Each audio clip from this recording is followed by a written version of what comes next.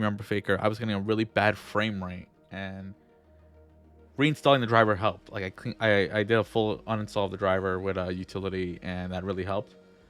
But I guess I used NVIDIA Broadcast, so that caused like issues. I had to fix like this thing over here. You don't hear music. That's funny. Okay, well, I want that working too, so that's not what I'm gonna do. Oh god, I hate this. Video capture.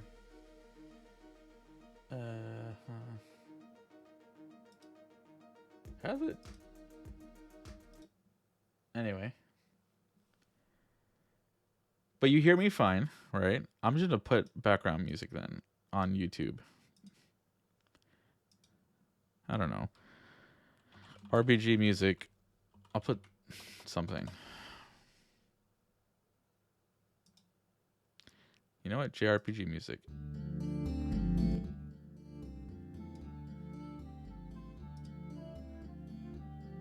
Buying Kaitos.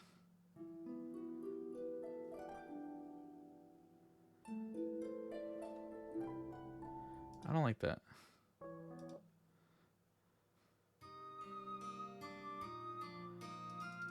You know what? Everyone needs pilot wings. I was just listening to this too.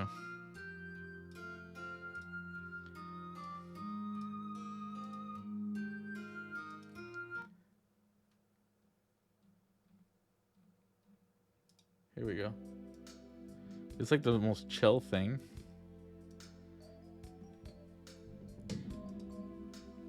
How about now, Faker? You hear anything?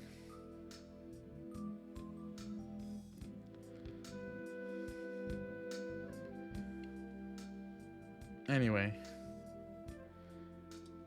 I'll keep looking through dungeon stuff, cause okay, perfect. So it's not entirely. If I put anything with lyrics, I'll just get too distracted. But yeah, these are dungeon maps I'm looking at right now. I like this one. See, so when I look at this, what I see is, oh yeah, these guys. I think I actually bought this before, so I should have it on my backup.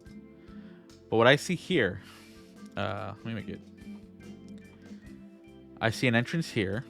I see multiple ways to go around. A nice little loop. This water could be an alternate entrance from the top. That could be cool. But it's kind of small.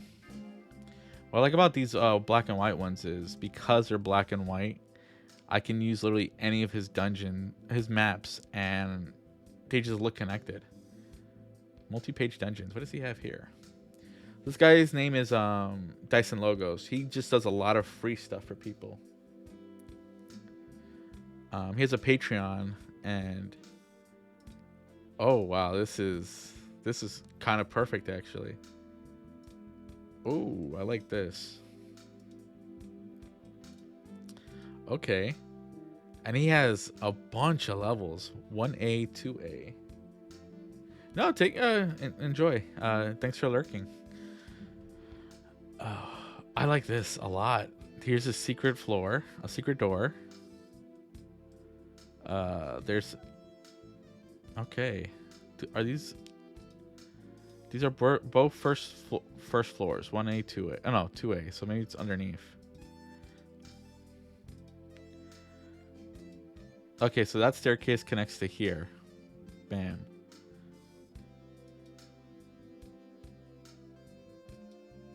I like this. Let me look at the other ones.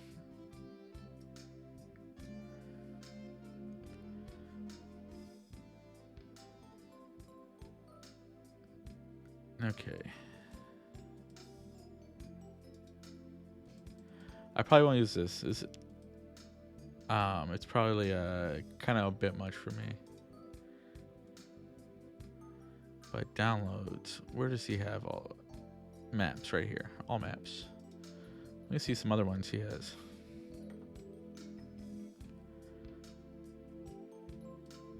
Oh, I love this. It's a side view map. This is really cool. That's really cool. It's a lot of theater of the mind then. I like that.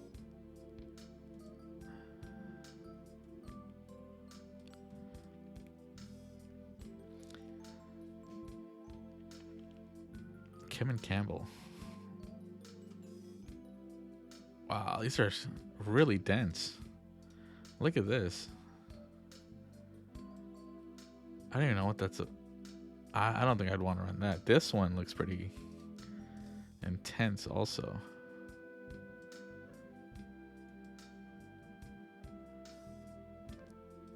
Oh my god, look at this map. Jeez, this is a very cool mine. I like this.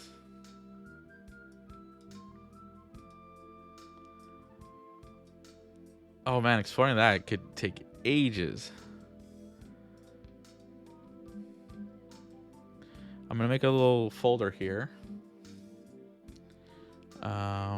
Let's just call it stream prep. I like when I see something, I can just drag and drop it in there.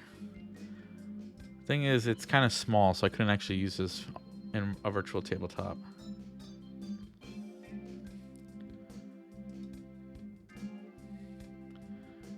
How about, let me just put all maps.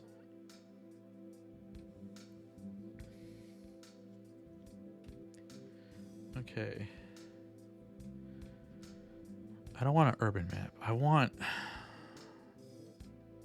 Dungeon of the Fire Opal.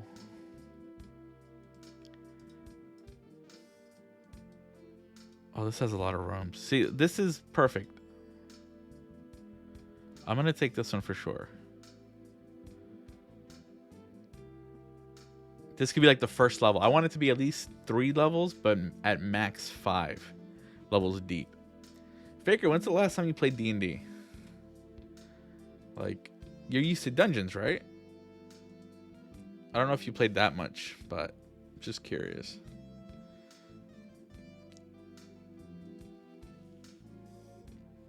Dungeons are fun.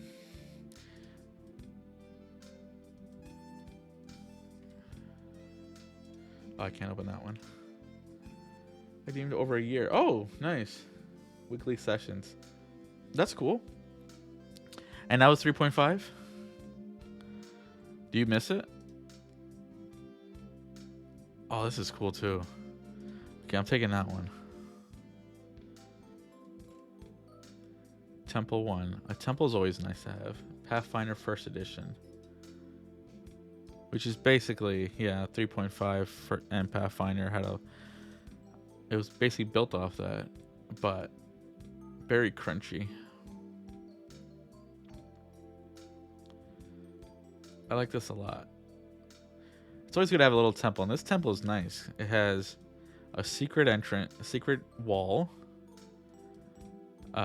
staircase here, staircase there. It loops back. These go upstairs to something. It's fun. There's something fun about running a dungeon. Like, I love running Cyberpunk, but a dungeon is, because of it's a constrained space. The players, they can still do whatever they want, but like,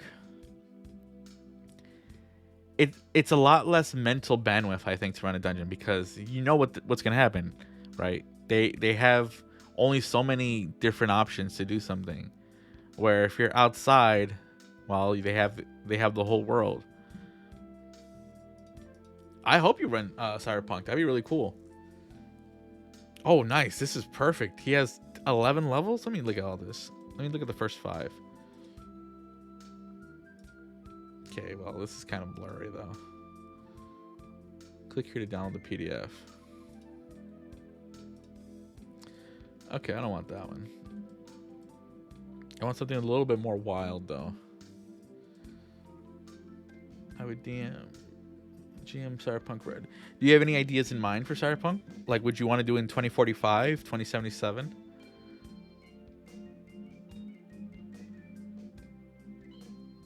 Shallows, Catacombs, Dungeon. How does he have that?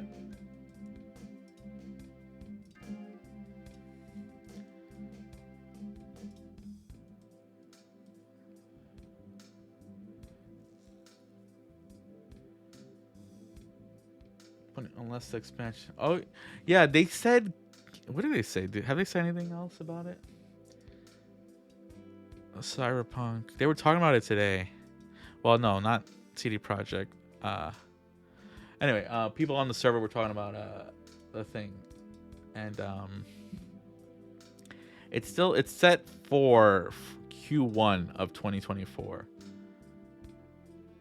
And like I do want to run it in 2077 stuff.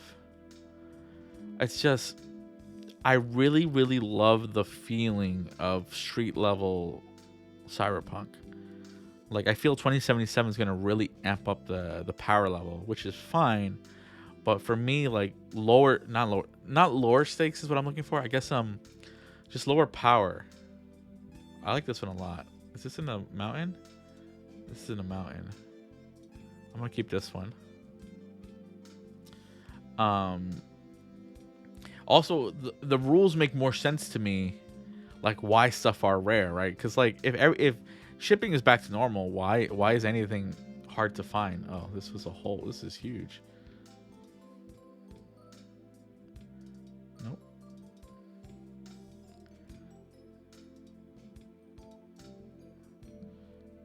Oh wow, this is really cool though. Look at this one. It's loading.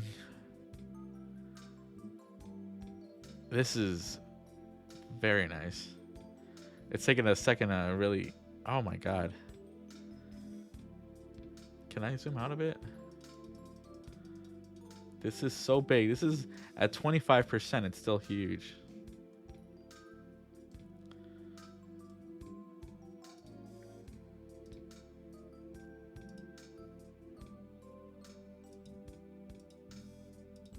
Huh.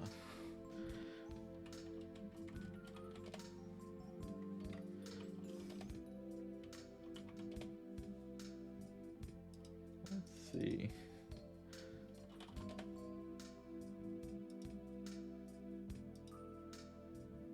Anyway, this is a cool map.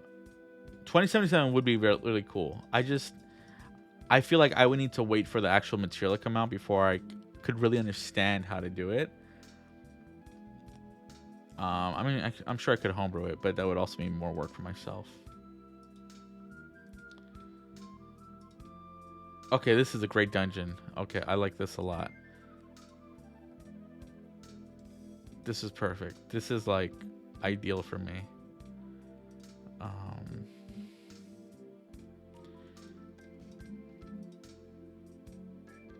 Okay. So I would imagine the entrance is right here. This could be like a false entrance, or it could be like something necessary for like opening the way up.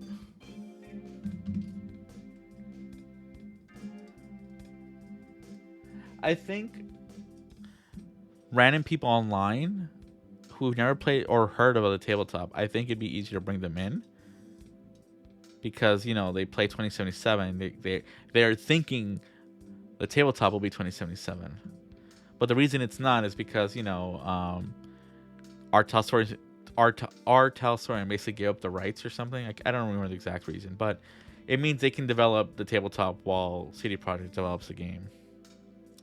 But I just love the it's just like post-war Cyberpunk. Like it's such a huge difference from like what I've seen in like books or other stuff. It's such a unique take. I like this one too. Okay.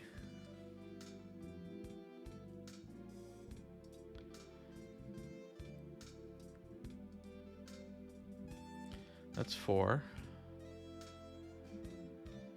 Dyson Delve 2. Did I just do this? I did, didn't I? Okay. And I expect new players would want that more. I like this one too. I like this little sideway view also. I'm gonna take this also. And I think I'll have enough dungeon maps. Oh, it's one of these kind. No grid.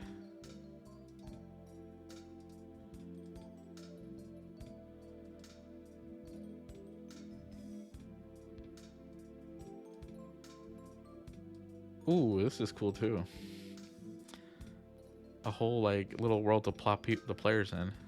Put a little hex grid over it.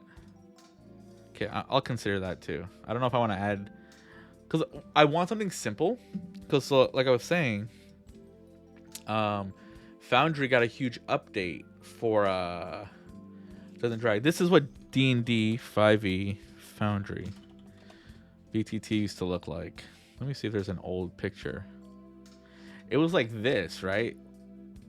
Like it was really, it wasn't, it wasn't really good to look at. Now that they have official support from Wizards of the Coast, they're actually allowed to add material now, legally, into Foundry, and they've changed a lot of the underlying systems. So I want to like stress test it and see what it's like. Okay, 1, 2, 3. These are all connected too. Okay, you know what? This will be the last one. The Stony Shore. Oh, not that. What's the shortcut? I forgot what the shortcut is for that. No grid.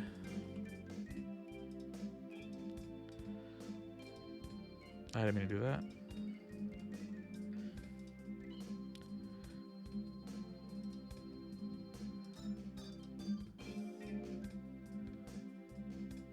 I see 2045 more as the end of the post-war period and the very beginning of a new golden age for Night City.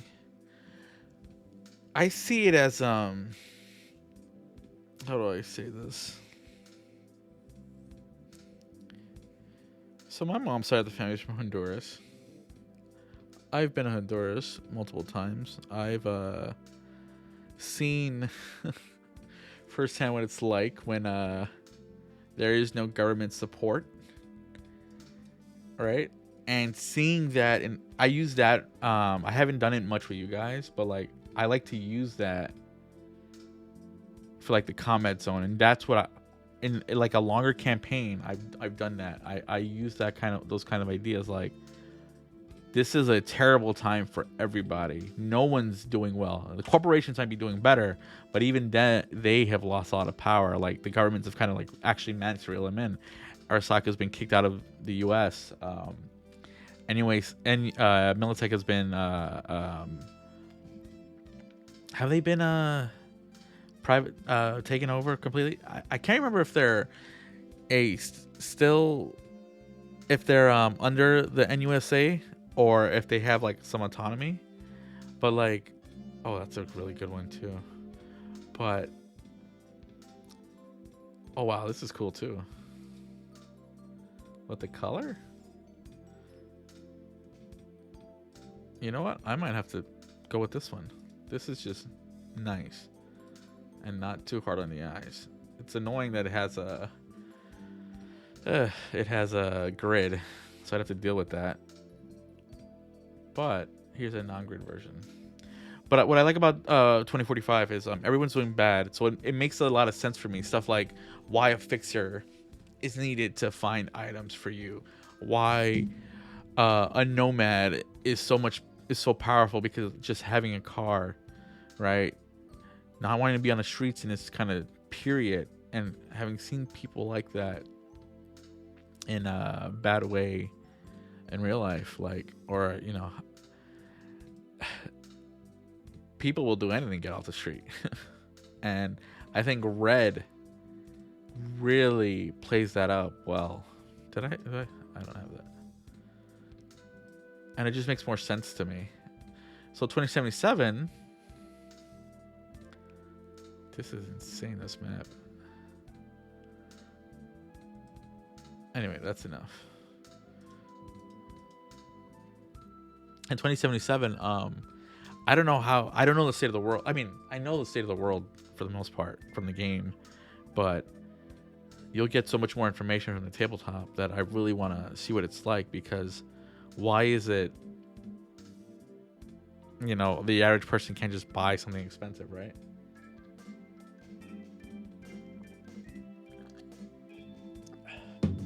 Like, why would I need a fixture for that? I mean, I'm sure there's still reasons why, right? Just like in the real world, I can't just go out and buy I don't even know. Like, what can't you just go out and buy, right? If you have the money, who's gonna say no? So configure. So I can have the last folder opened. I can go with his names.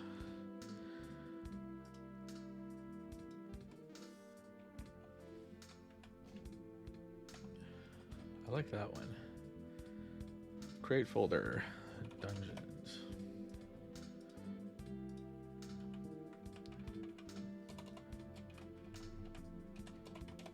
Okay.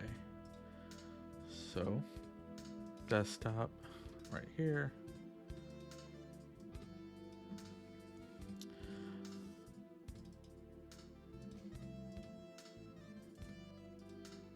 Okay, I love how this looks. The color just really adds a lot. The annoying part is aligning the grid, because in this kind of system, I'm sure you know, the grid matters more to the players. Is it 50? Let's see. I'm basically gonna guess.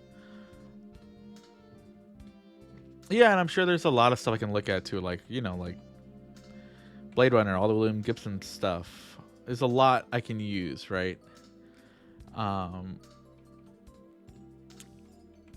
this is almost perfect, I think. Let's see. Oh yeah, look at that. Perfect. 75. Save. So that means I can turn this to black because I hate seeing it bright. Grid size 5 feet per square. I mean, he said he had a 10 inches, but I don't really think the players are gonna care. I think that means just that the river goes underneath it. Here's the wall tool. So this is the slow part of Foundry, is the walling. But yeah, I am really excited for 27. I really want to see what quick hacking's like. I really want to see what they do with the tech tools and power tools, and what's the other one? I don't know if they're gonna do anything to smart weapons. There's like a little it's not official. It was just like a little testing thing that somebody wrote down while they were at Gen Con testing out the stuff. I want this to be secret, so invisible. That's ethereal, right? Secret door. Okay. I don't know how this looks like from the players. I can't remember how it looks like. Let me make a player. User management. Okay. Player 1.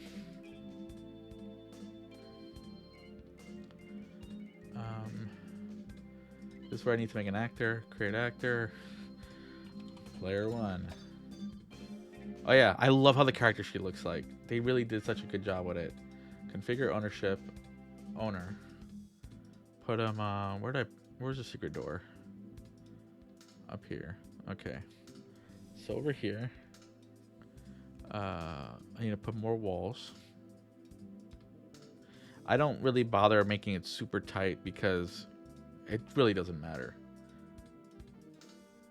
Players don't care. I don't care. It takes way more effort.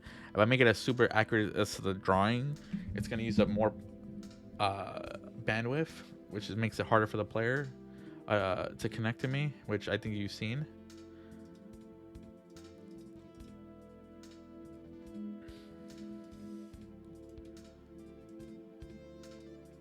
Let me put a light. Okay.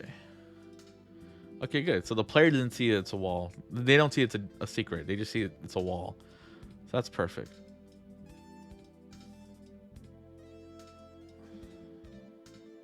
All right.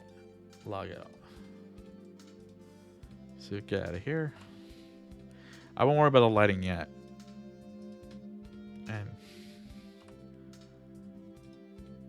my thoughts on 24 are that the city government has begun to get a bit of power again. Night City status as a free city is in the biggest asset. Things are still really bad, but a lot of people are betting Night City will rise.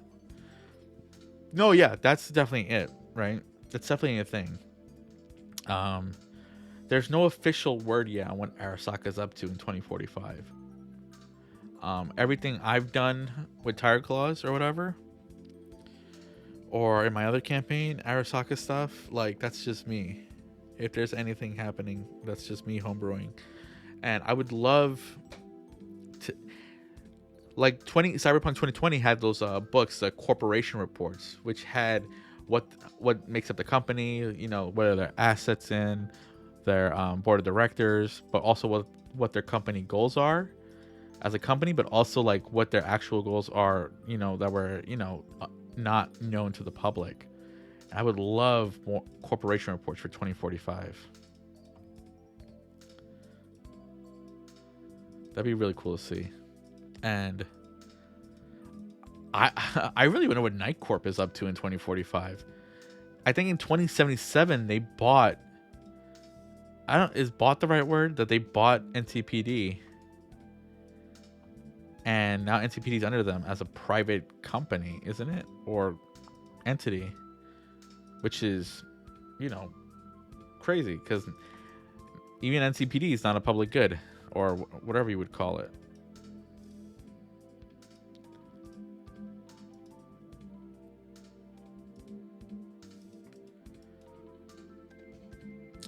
This won't be a wall. This doesn't need to be a wall. Actually, no, it's a cave, right?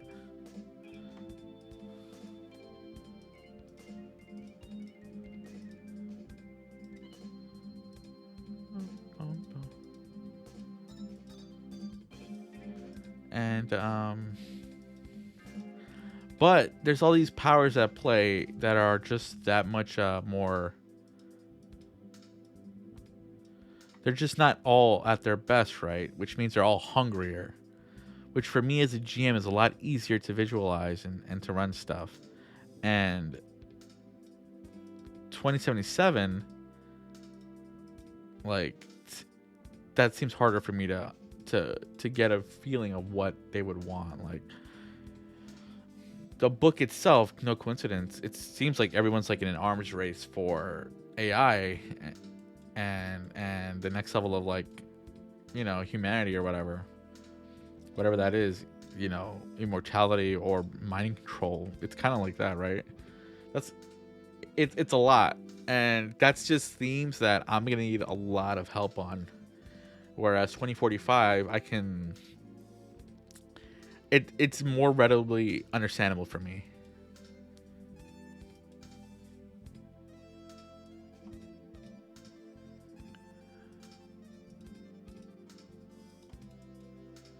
Okay.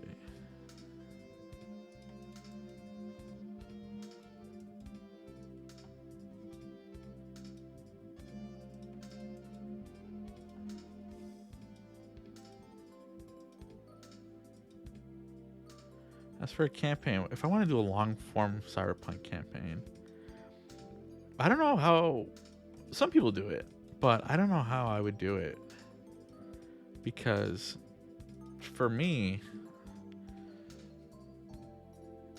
oh, this should be this way then. I will put it this way, the door. There we go.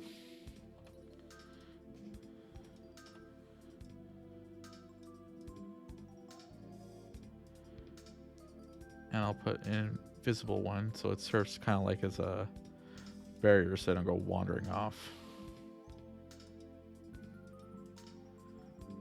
Okay.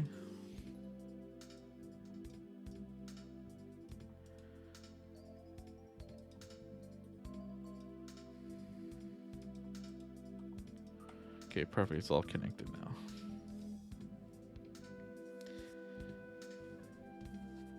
What would I want to explore in a long campaign? I really want to do the Russian mob stuff. Like, I want to see how bad it can get with them.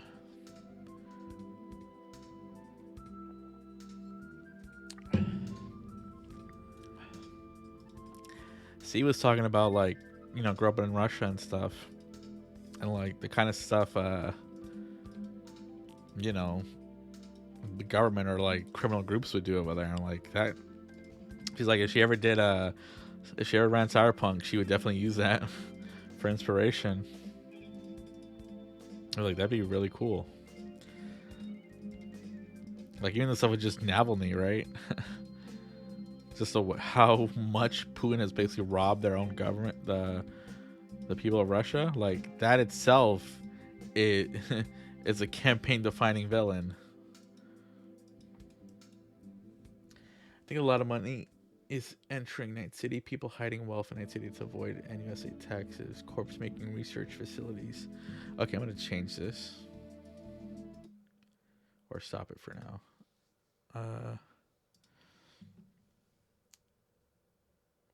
Let's see.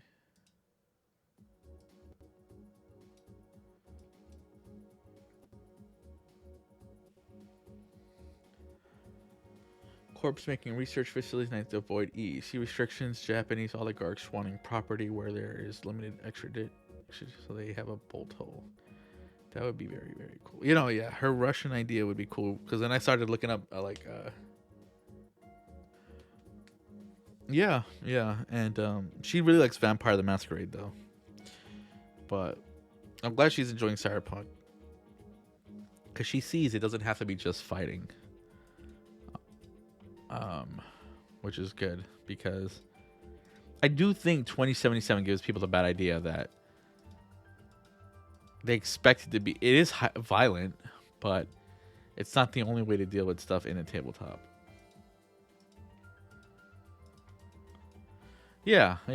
It's just like you played Baldur's Gate 3, and honestly, that's what D&D is meant for, right? You can do whatever you want in any RPG, but it plays well when it's in a dungeon. That's when it plays great, in my opinion. All right, like it takes a lot of work to do other stuff. This is a secret door.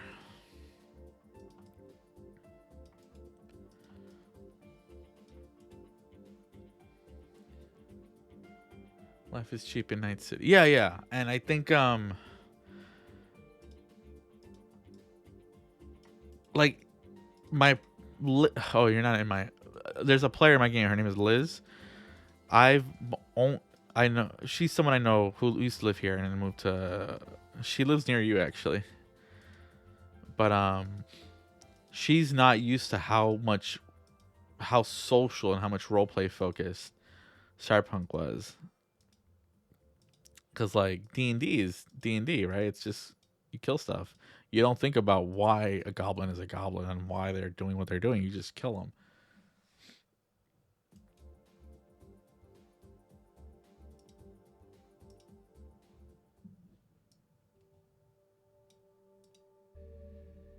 Can you tell me if you hear that now? I have other music playing from a program.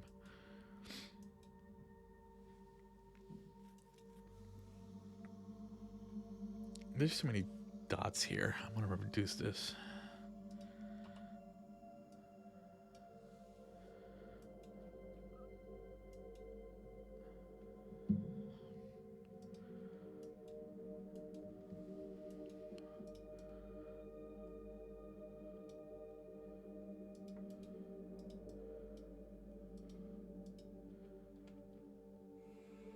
And my new player orientation: life is cheap and not free. People will not forget about you, Footmint. Yeah, I mean, I think that's true for most systems, right? Like even in D&D, a murder hobo. Well, at least the way I run it, right? Nobody wants to deal with some antisocial serial killer.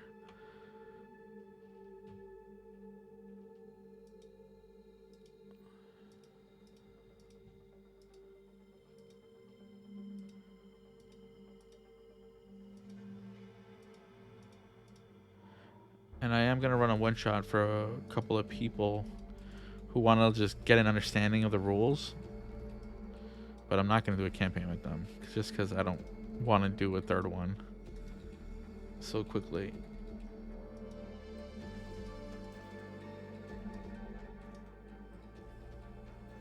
No, I hear no music. That's so weird to me. It. Hold on. I'm gonna mute myself for a second. Okay, like the meter on OBS is still going. Wait, I do. Oh, it's faint. Okay.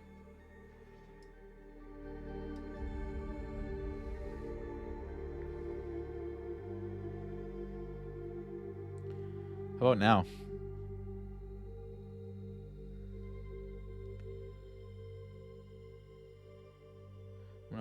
No, it's because I'm not using headphones either, so I don't have the volume because I'm using my powered speakers, so like really low level of audio in Windows is really loud even still.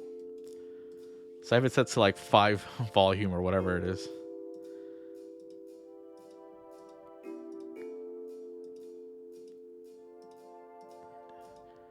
Because these are FLAC files, it just sounds so nice and clean.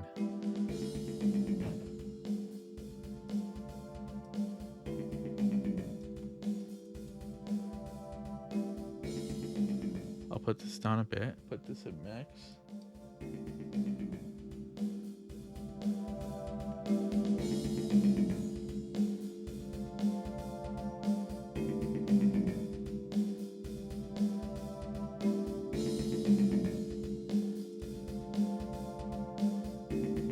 Can I do this? Kenku FM.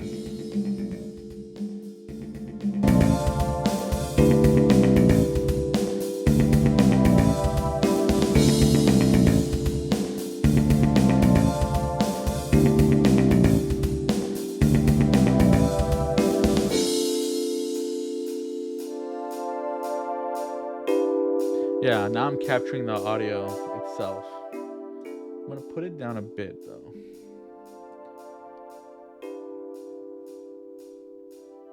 Tell me if this is still clear.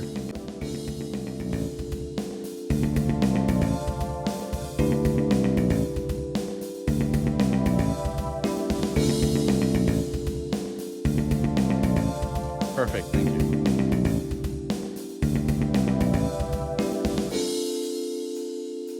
I love I love all the music in Shin Megami Tensei. It's just so good. Such good music. And Shin Megami Tensei 4 is so 80s inspired. So much synthesizers and booming bass and stuff. What a fantastic soundtrack. I think I like it. I think I like the soundtrack more than I do Cyberpunk's, honestly.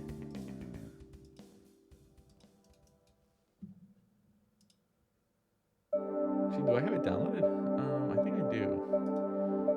Music, because I have all I use game soundtracks instead of real contemporary music for RPGs, just because I find it more distracting to use actual musicians. It's just the wrong. I don't mean it that way. I just mean using music you'd listen to that is in video game stuff is more distracting to me. Shin Megami Tensei.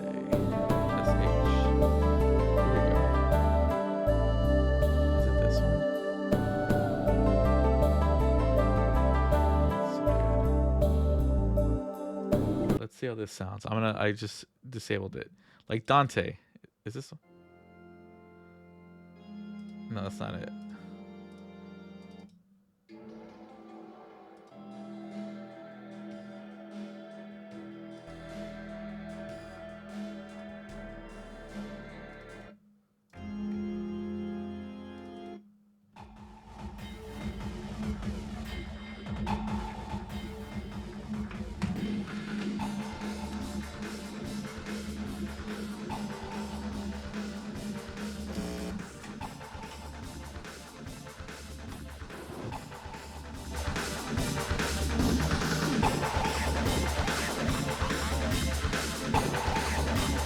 Anyway, I think 2045 is just becoming possible for external money to enter Night City again.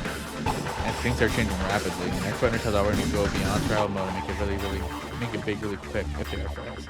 Yeah, and that change, that development and stuff is so ample for a GM. It's like actionable lore right? And that is makes it really easy for me as a GM to make a game without spending hours and hours thinking of like plot points and stuff, which I like. 2077, I feel like I'm gonna need more guidance though.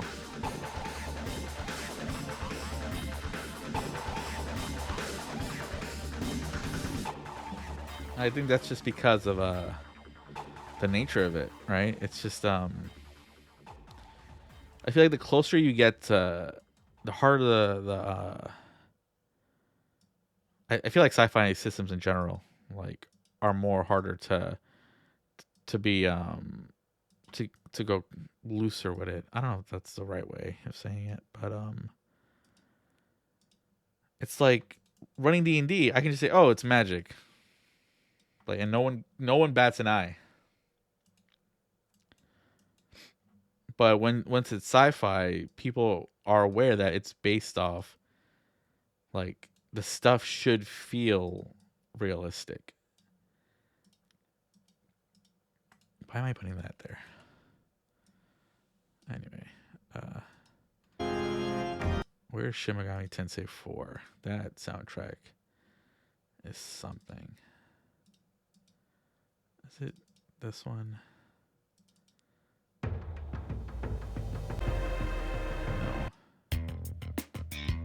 I like that too.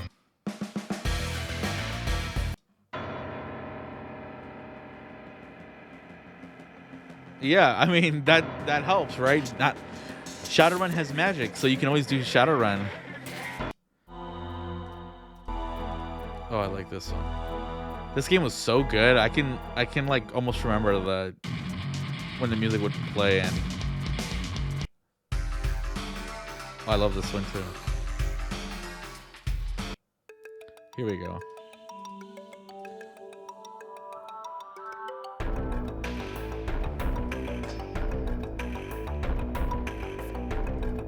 Why am I putting it inside? Alright, that's the room. Anyway. But yeah, there's a freedom of being able to use magic, right? And like, I don't really let myself be, if a player has an issue with something and it's something I feel isn't an issue, like, I don't know, I made a judgment call and let an enemy hit you because they weren't that far from you, fine. Or I let you bend the rules, then it's whatever. But verisimilitude, you want the world to feel alive because then it just feels better to play in. And I think it's something you have to be more cognizant of in a game that's more closer to sci-fi. Oh, hey, this is called Foundry Virtual Tabletop. Let me know if the music's too loud because it's kind of loud in my head. With my headphones on, I put them on. But this is called Foundry Virtual Tabletop. I don't know if you mean. Thanks, Mercutio. This is actually I can show you while you're here. This is what Mula played in when I ran Cyberpunk for her.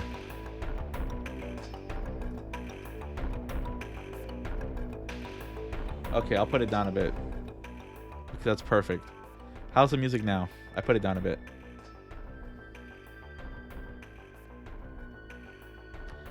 Good, perfect.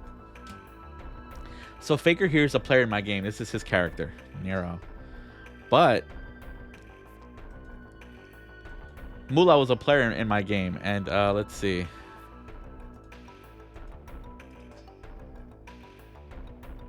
These are all empty maps. None of these matter. But like this is Mula's character over here. Her name is Rain. Well, this one's still called M, because she changed her name while we were playing because we couldn't think of a name. So delete that one. Time of the Red. Rain. Bam. That's Mula's character. And here's her life path. Mula, I don't know if you're still lurking, but I just wanted to show off your stuff. This is her life path. Oh man.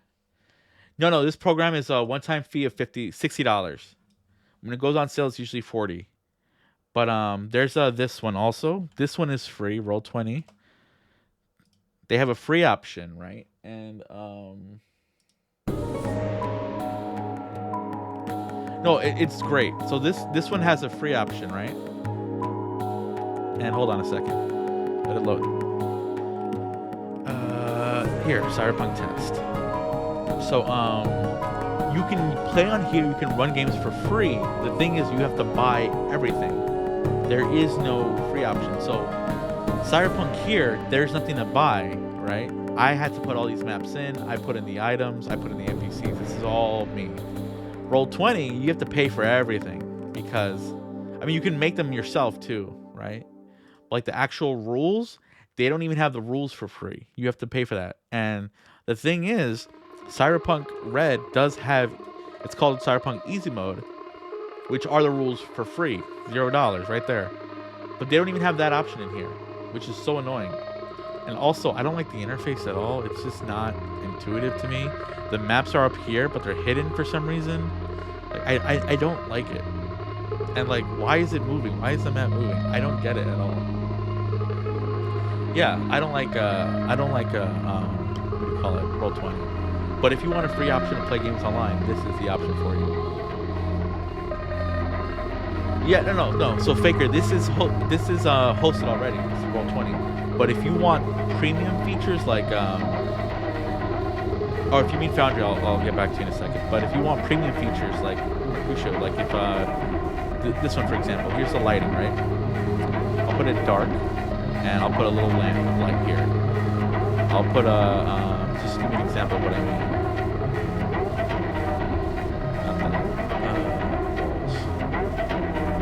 Bam. Here's a wall. So like,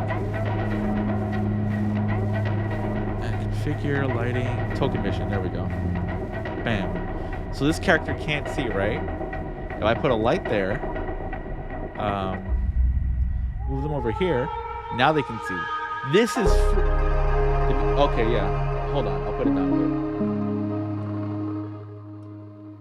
How's the music now? I put it halfway.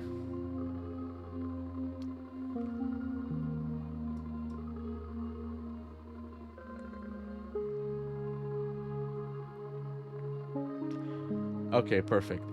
But Mercutio, so like the lighting there, right? You see how the character moves around and now they can see. Let me move this wall out of here. Here's going to be another light source and another one. Bam. So I'll move this character around, right? So as they're walking around, they see light there, right? In Roll20, you don't have that. You have to pay for that. And Foundry, you do it one time, the Fog of War effect, right? In Foundry, you just pay the one price. There's no premium features locked behind the paywall, which is why I love it. Right, that's it. Yeah. Fog of War is up to you, right? You can just do that. I turn off token vision because this system doesn't really care about. It's not D&D, right? You don't have dark vision and stuff. You either see or you don't. But yeah. But I hosted myself. There have been problems with it's not Cyber. There's been problems I had with like some players where they have to like reload and have to, but that's more of my internet connection. That's not the system itself. That's not the program itself.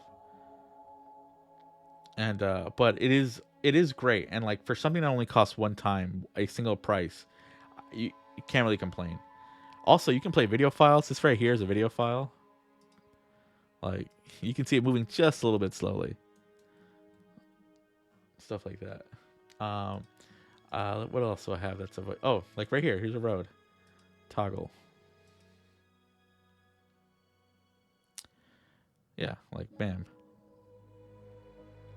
You guys had skipped this whole fight scene. Right? But like, here's a road. Do I have one for the city? I swear I had one for the city. I can't even remember. Anyway. Oh yeah, like here's the net architecture. Like when a net runner is net running. This one you've been through already, Faker, so it's not spoiler or anything. But yeah. I don't use this method anymore because it's just too much it slows things down a lot. But it looks really cool. When you're net running, bam. And these are the stuff that try to kill you, the anti-malware. You're the malware. Anyway, it's really fun to use this program. Do you play tabletop RPGs, Mercutio? So is this program Cyberpunk or oh no, yeah. So this is I'll show you. This is Foundry Virtual Tabletop.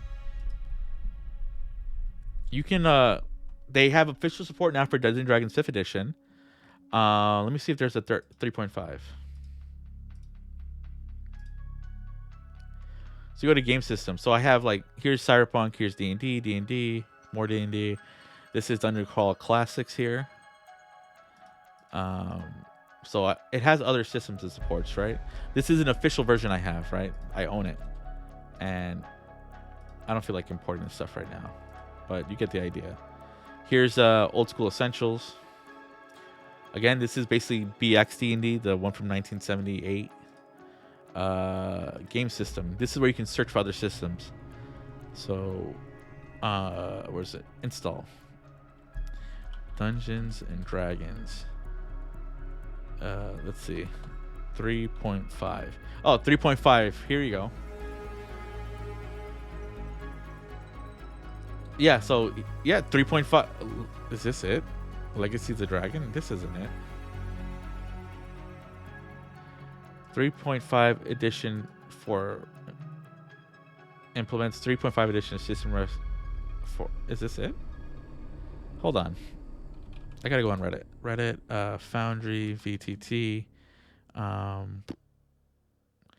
D&D 3.5.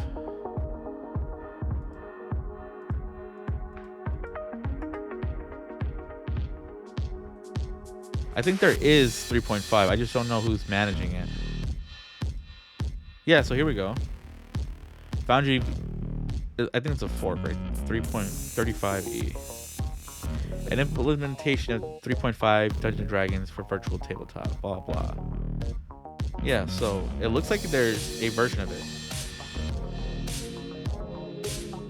Oh yeah, 20 years. You have a ton of experience. That's a lot. You're good. So, yeah, it looks like there is,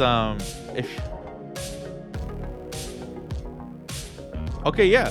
So Legacy of the Dragon, I guess the one that I saw before, is the most current version. So Foundry Virtual Tabletop, right? It has a lot of community support. So people can make their own system. So like, for example, Pathfinder 2nd edition, right? Let me show you. Pathfinder 2nd edition is amazing in how it works. It is so slick. It is automated like crazy. It's just literally hundreds of people working together to keep this GitHub and coding it together. And they have official support from Paizo. So they've been working on all the material. Like here, let me show you this. Foundry, VTT, Kingmaker.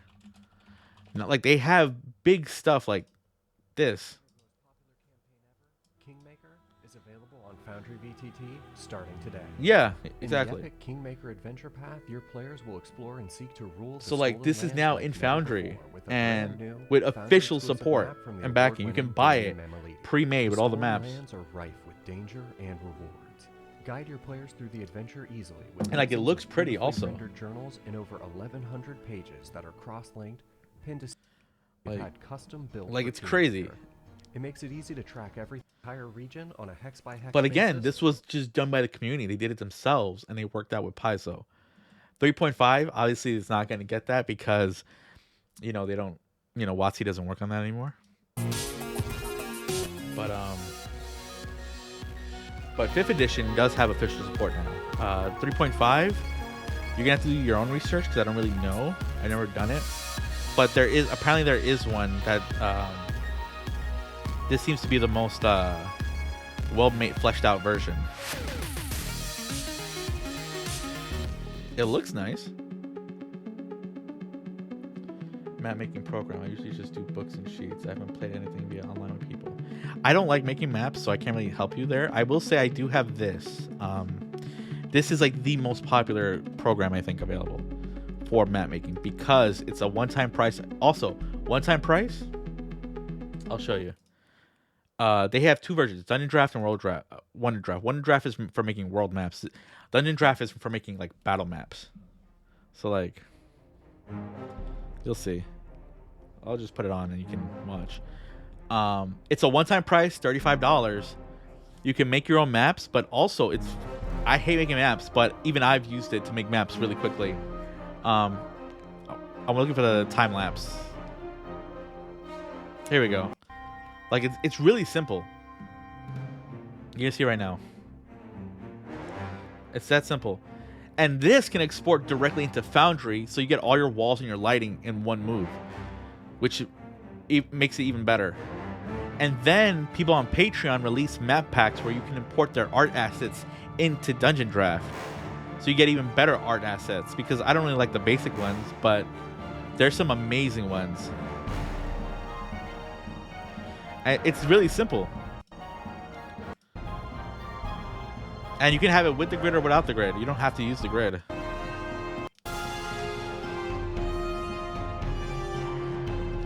Anyway, and hold on. Dungeon Draft asset packs. What's what I'm looking for? Oh yeah, there's also free asset packs too, right?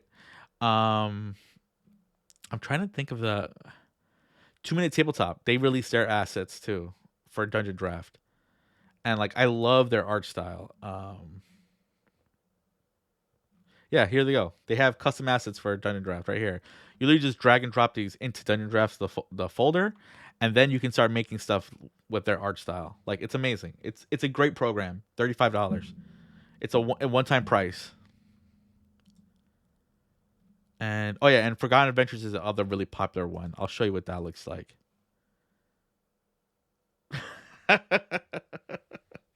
Okay, hold on.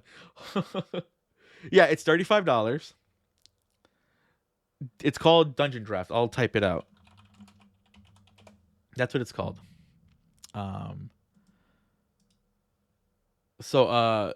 Like this site, Forgotten Adventures, they release a bunch of assets that are much higher quality than what the thing is. So like you can literally just sub to their Patreon like for 1 month and get all the assets you want. But like I love the look of their assets for D&D and stuff like that, right? Like it looks great. So bam. Like this was made in Dungeon Draft using their own art assets, and you can get their art assets or you can just get their maps. But Dungeon Draft allows you to make a map really simple, and then you can export it into Foundry directly with all the walls and all the grid and the lighting already set up for you, so you don't have to do it twice. So it saves you a lot of time also.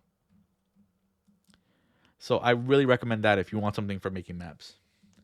It's probably like the best modern map making tool I can think of for RPGs.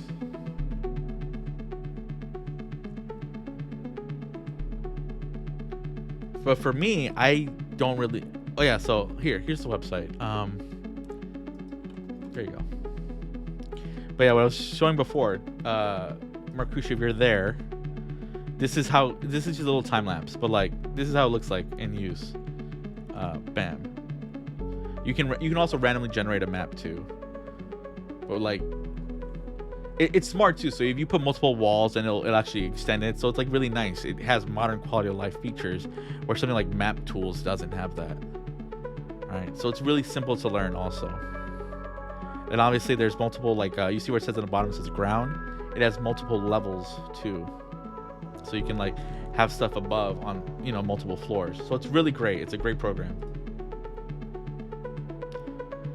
So I like really recommend it if you want something for D&D. And yeah.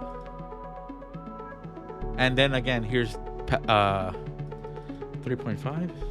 Yeah, 3.5 for Foundry. Already built. Someone already made it. I have other stuff like Forbidden Lands and Mothership, Pirate Board, Genesis, Call of Cthulhu. I need to make a Call of Cthulhu world. But yeah. So hold on. I missed what you said. Figure above. Getting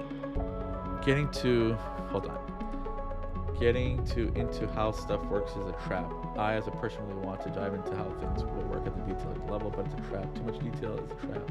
Like, tell you. No, yeah, no. I don't worry. I think you can tell by now that I don't worry about that. The way I GM is very flexible, but I like to keep things feeling at least that it's plausible to an extent. For Cyberpunk, for D&D, I don't care, because D&D has magic. I feel like because something has magic, people don't put as much scrutiny on top of it. Markusha, do you run games? Like, are you a game master?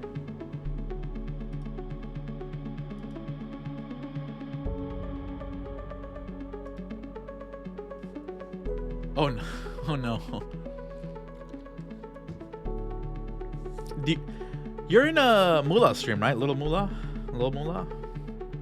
That's how I know you?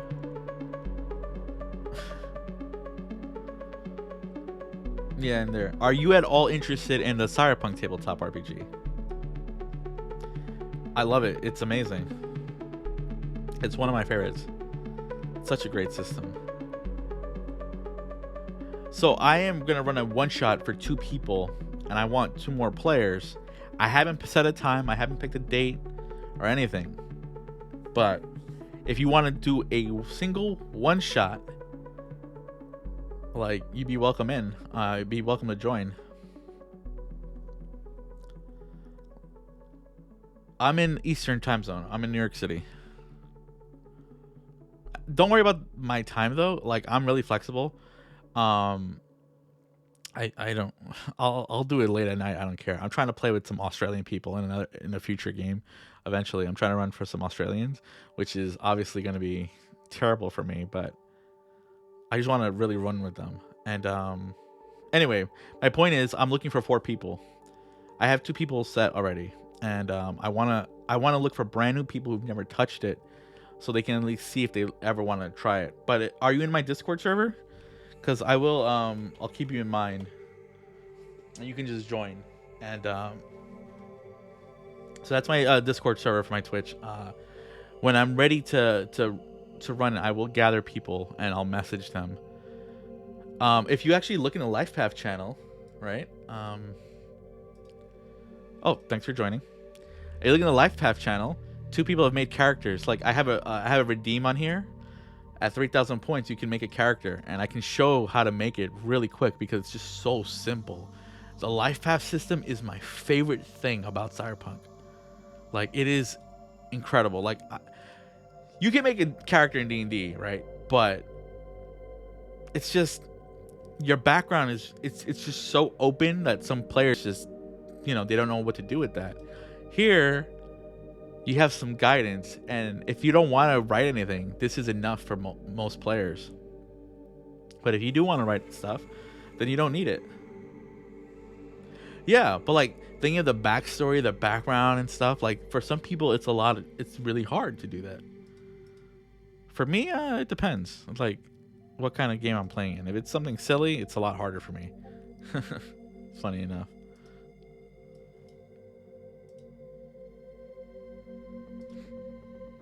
And what was I doing? Oh yeah, I was doing a dungeon for Dungeons and Dragons though, while talking to Faker about Cyberpunk. But this Foundry got updated with a massive update for Dungeons and Dragons, because now they have official support from Wizards of the Coast. So I want to like basically put this thing through like its pace. All right, so this is how 5th edition. You know what? I'm gonna show you what it looks like when I import a character. Manage modules. Oh yeah, so the best thing about Foundry, Mercutio, is these are all created by the community. These aren't sold, these are just free. Right? So I'm gonna show you how to import a character, right? This is I'm looking for dice tray, so I can have 3D dice. Drag ruler, because that's really useful. I'll show you dungeon map pack too. These are dungeons people have already made and walled. I can literally just drag and drop into here like Roll20. But I'm looking for DD.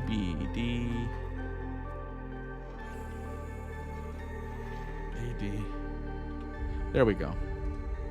I'll save. It'll reload real quick. Yeah, basically. So like, let me show you. Here's the manage modules. These are what I just activated. Here's D&D Beyond importer, and I put URL. I'll take me straight to the GitHub. All right, bam. Here's everything. So here I'm gonna go to D&D Beyond. I have a character here. Here's my artificer. I'm gonna use my sorcerer. It's a lot less confusing. So I grab the URL. So then I go to my character here, and I click on.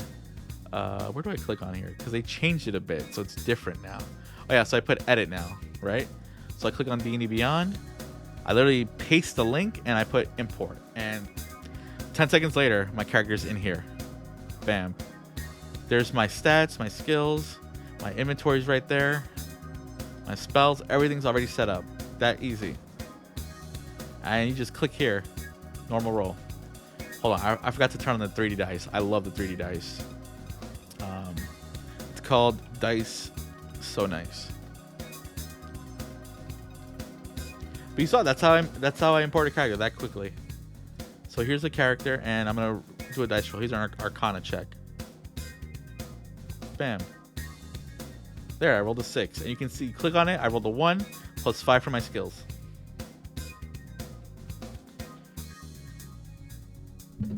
Oh, question about your campaign. Do you have links to the books? Maybe a PDF of the books? I would need to take a look at.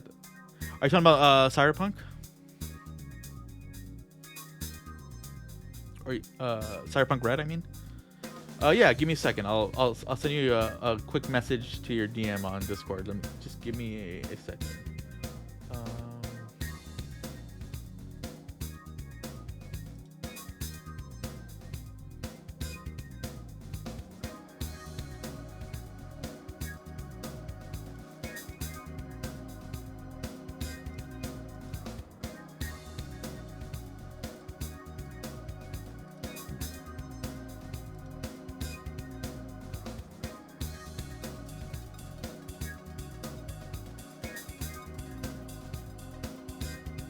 No, yeah, no, it's no big deal. If you can't play, it's not a big deal.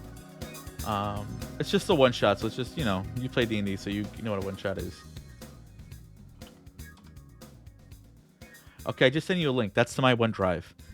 There's 2 folders there. There's the core material, and then there's the DLC. The DLC is I have it organized by the category. Yeah, no, yeah, it's just a one shot. This is just so people can wet their feet and get an idea of what the system is like. All the mechanics of the system don't come online without downtime, because there are mechanics like you pay for rent, you pay for medical bills. Like if you take a critical hit in it's easier if I just show you. So trauma team.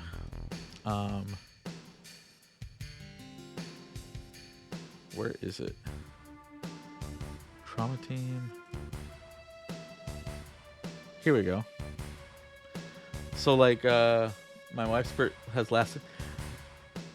My previous D&D campaign, it finished in October. It started in August 30th, 2020. We finished October. I have it written down actually.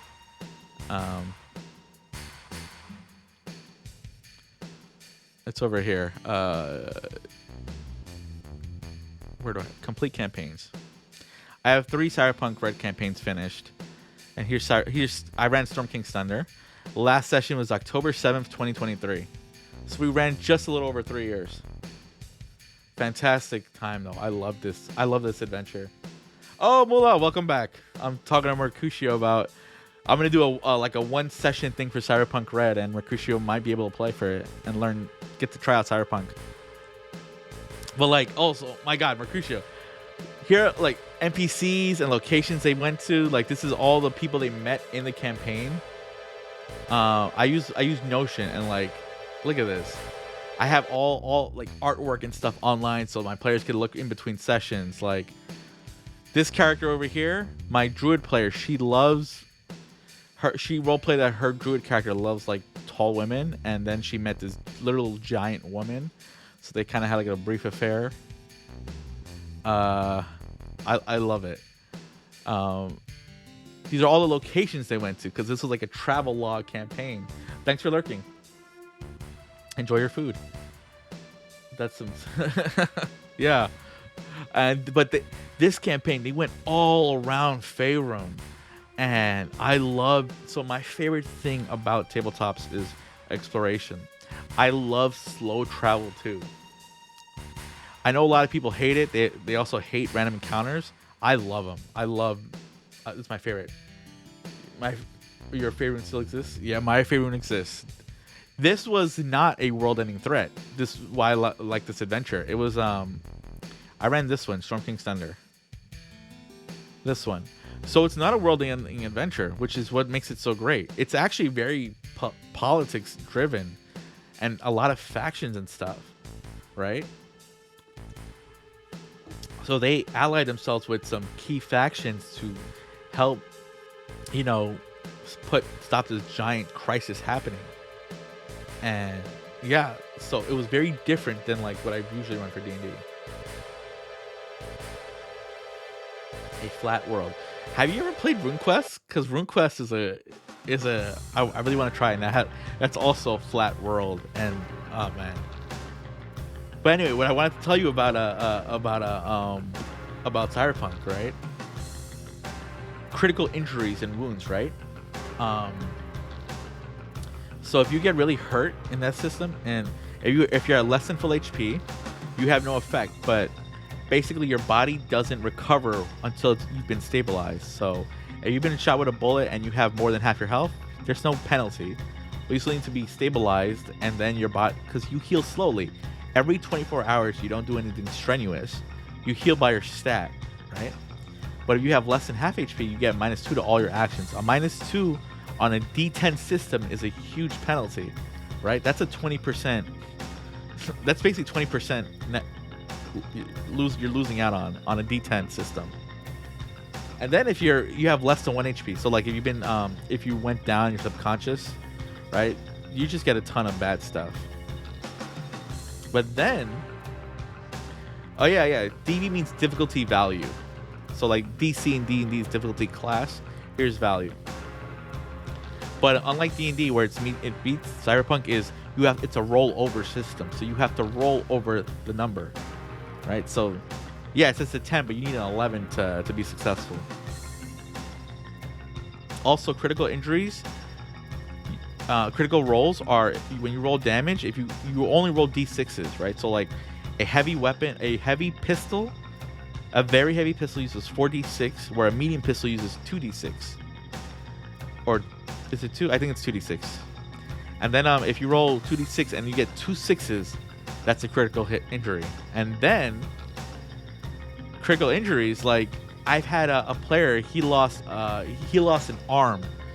I rolled a 6 for his critical injury. He had dismembered arm, so he needed surgery. That's a 17, right? So what that means is, when he goes to the hospital, the 17 is the highest injury he has.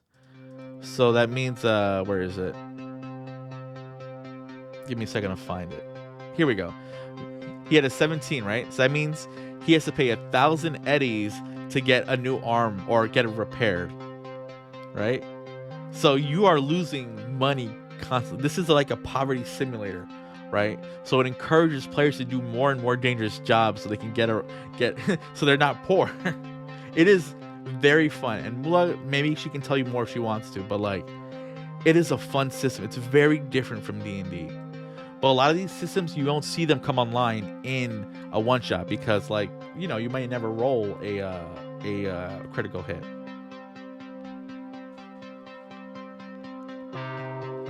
Oh, I'm glad.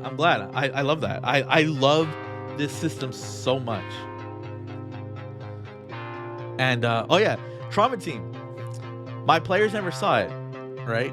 But Trauma Team, when Trauma Team gets called down, they have a doctor, a medical assistant, a pilot, and 2 security officers, right? So Mula, a combat number is a number you add to a roll. So like, say I rolled an 8, so then I would add a 10. So they want to shoot with an assault rifle, that means I rolled an 18 instead, right? Like, these are deadly. These are 5 people who come down for Trauma Team and will shoot you guys, which, you know, you played the game. I am so glad you loved it. Mula bought the rulebook too. Like, I love that. It honestly, let me show you what the character sheet looks like.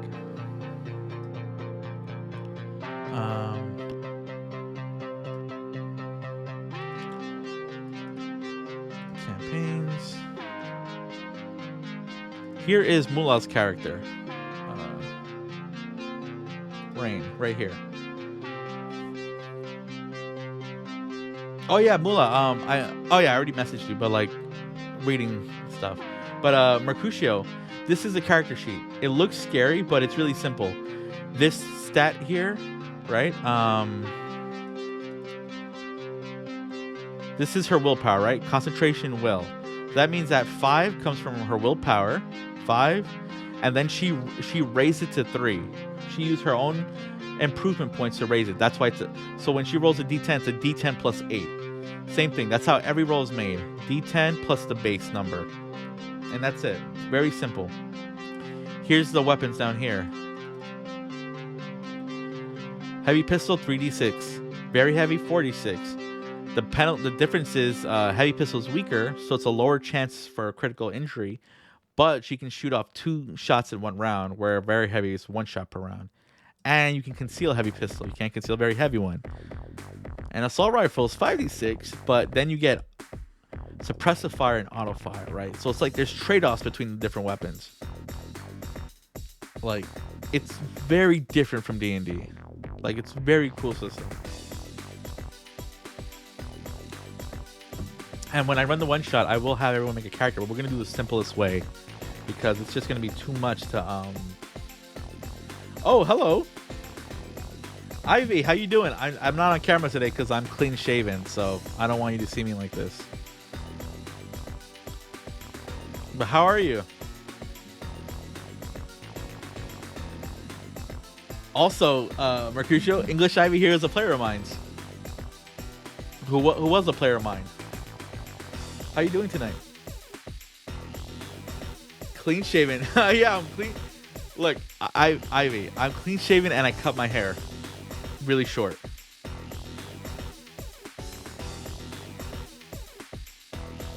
You actually saw me on the last day.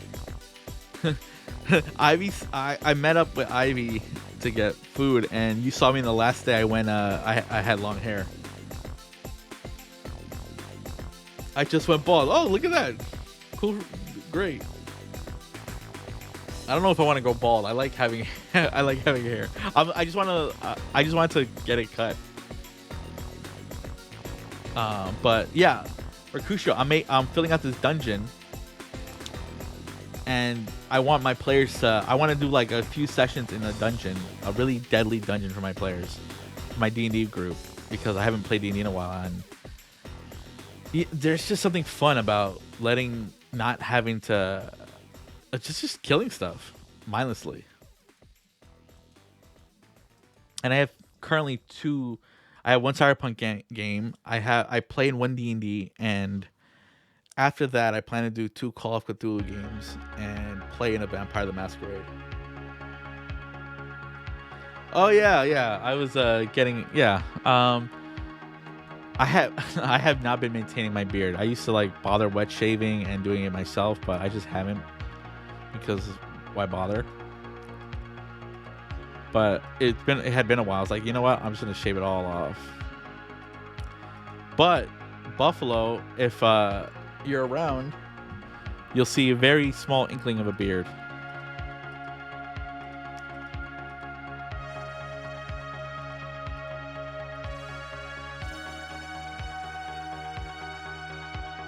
I want to see now. Hold on, let me see. I don't know if I want to.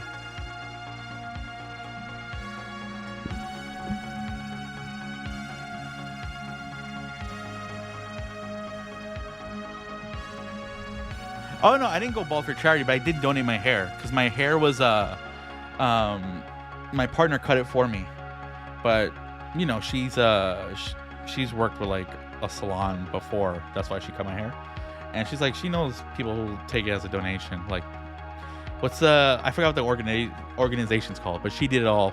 And I was like, yeah, go for it.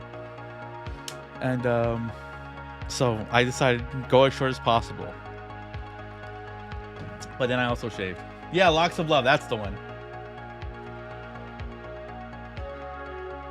Okay, Mula, Ivy. I'm gonna turn on my camera, but I'm gonna look very weird.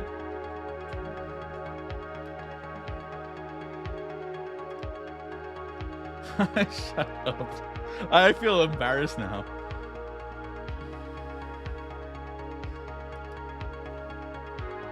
Hello. Look at that. You can see the hair growing in.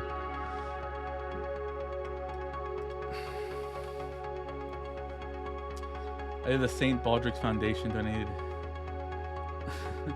Yeah, well, it's also short. It feels weird, but I've had it for like 4 years. I haven't had a haircut. I just want to see how long ago. It went down past my shoulder blades, which is cool. Yeah.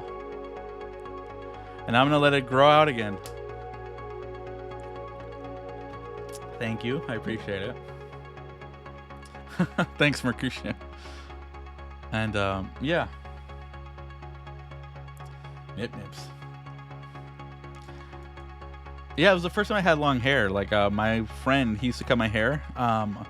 He was my barber for like a long time, and then he moved during COVID, and he got a house, and I was like, you know what? I don't feel like finding a new barber. I never did.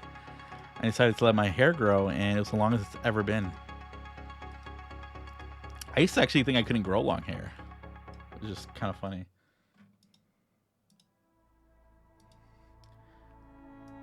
Thanks, Mula. And yeah, but it was nice to get rid of it, and someone will appreciate it. And I learned a lot about hair care, so that's another thing. I wanted to like cut it short and like do it probably the whole time.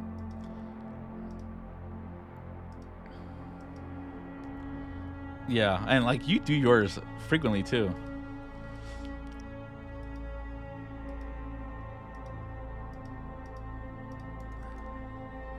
Where's Sia? I should tell her.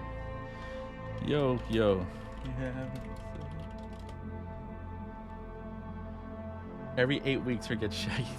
I would love to see it get shaggy. It's stupid. You should just put it off for like 12 weeks just so we can see. I'm gonna dye mine blue so in surprise part.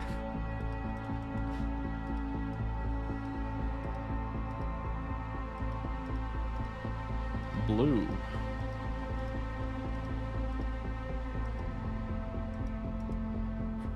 You've seen it get the shaggiest. It's been in years, really.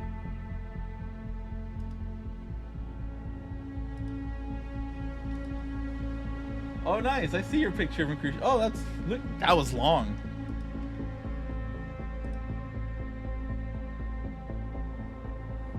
Oh man, but like it. Also, what I also don't miss was finding hair everywhere, constantly vacuuming. That's another nice thing. I didn't realize how much hair falls out.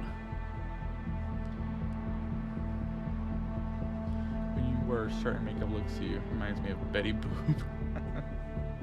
I was thinking Jennifer Connelly the first time I saw Mula on stream.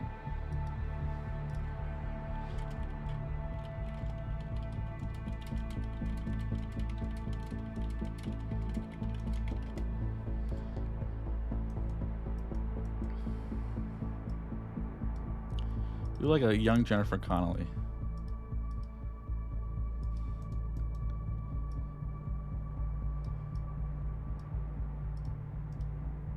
So Mula, I was actually thinking when I do D&D for you, I would love to take that drawing you had of a map and use that as the adventure.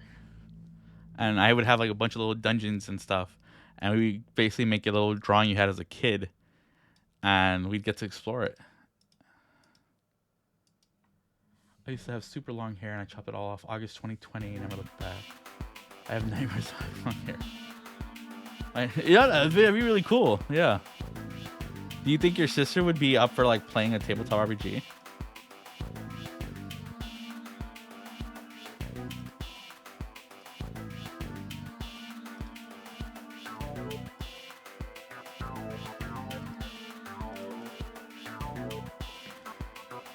So you're outlining the map. Is this like setting up for player borders or something? Yeah, basically. It here's a bam. So let me put on some light. Configure token vision. So yeah, so this is what the player will see.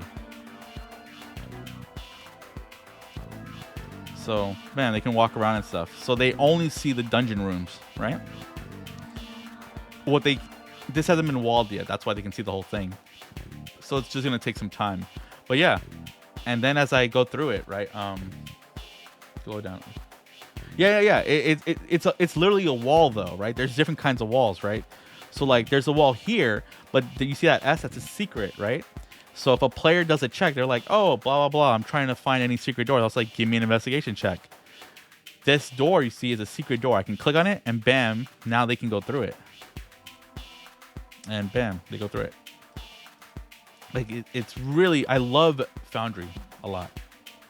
I just need better internet so it doesn't cause problems for some players.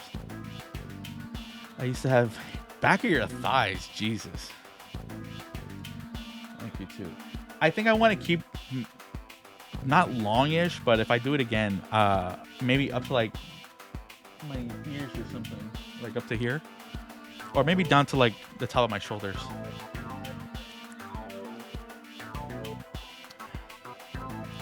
It's also really nice having hair that blows in the wind.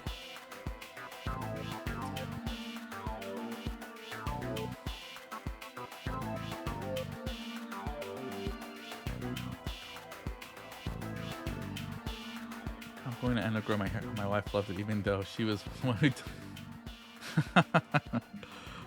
Well, that's cool though. That it was like, you know, donate an event, right? So it went to somebody though. So that's like really nice.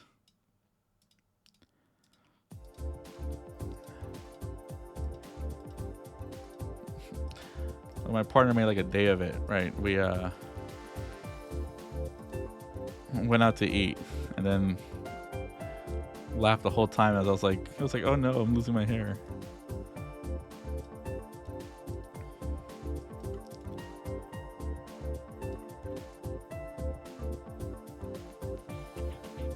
The event ended up raising, I think, 20. That's great though. That's amazing.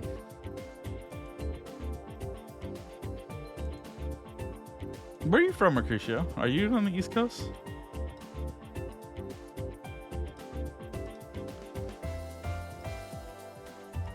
Ohio. Okay, so you're not so far. Wait, since you've been playing tabletops for 20 years, have you ever gone to like Gen Con and stuff? Or maybe PAX Unplugged? I have not. Neither have I. I've been to PAX Unplugged though. I did go in the previous December. I met Mike Pondsmith there. That was cool.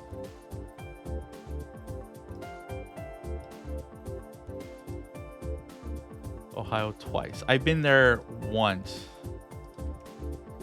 And it was to Columbus because, you know, if you're going to visit, if you're going to go see a friend, they better live near C-Bus. Columbus. Yeah, it's like the college town, right?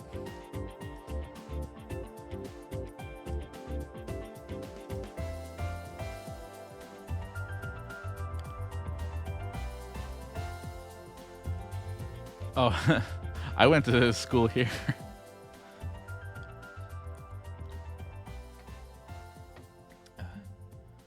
Dayton, Ohio.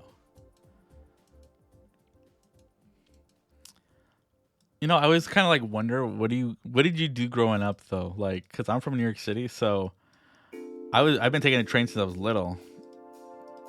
Right? You can't drive. Do you just take bike everywhere? Like, what was your childhood like? Now I'm older. The suburbs are worse. In Ohio. Cedar Point, and then Rock and Roll Hall of Fame. All right, it's in Ohio, right?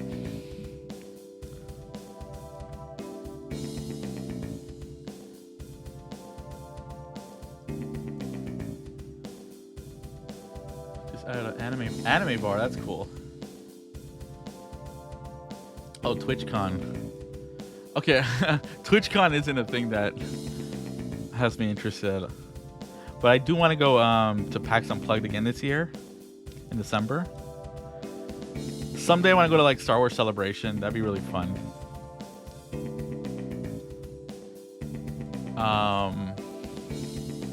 PAX in Boston's cool too. I don't really know any other conventions though that. You're going to the one in Boston?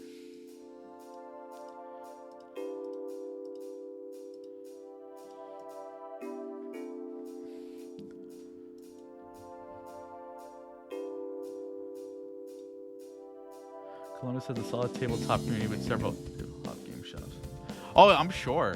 Do you play board games too, Mercutio? I used to actually, before I was in RPGs, I used to do like a bunch of board games and stuff. And Root is still one of my favorite games ever. Not PA. Oh, PA. Okay, yeah. Look, if you go to Unplugged, we gotta hang out then. Over 100 tabletop games. I think the most I ever had was like 50, 60 or something. Let me show you, Amula. PAX Unplugged. It is a tabletop only gaming convention, right? But okay, this doesn't really show you much. But it's the first weekend of December, Mula, in Philly. And it's where all these board game companies are, but also tabletop RPGs. So that's where Artal Sorin, Cyberpunk Red was there in December. And that's how I got to meet Mike Pondsmith. And it's just like, it's where they all show off, new material and stuff, and you can just meet and play. Oh yeah, look, Artel Sorin will be there. They have the Witcher RPG. They have Cyberpunk. Look, it would be so cool to all of us hang out there together. It's in Philly, so it's like only a 2-hour ride for me. And I went only for 2 days, but also Philly, we can go for 1 day and we can like chill in the city. Yeah, exactly. And Raza's there too. We'll bully him.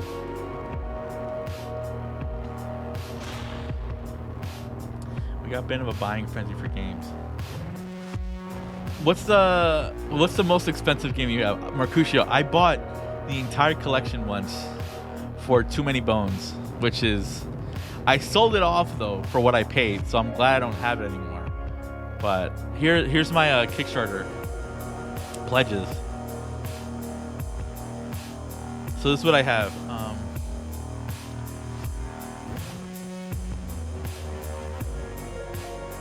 Dolmenwood I want to run someday. So Mula, this is basically D&D, right? But it's just like it's fairy tale inspired. I would really like to play this with you. I feel like you would like it. It's just like, it's like Grimm's fairy tales though, right? But it's more hopeful. It's not as miserable, but it's gorgeous artwork too. What else? Break. Oh, for anime people, I back this too. I want to run this someday too. Yeah, I would love. Yeah, no, that'd be really cool if we all met up there. Yeah, I'd be up for that. I'm definitely gonna go.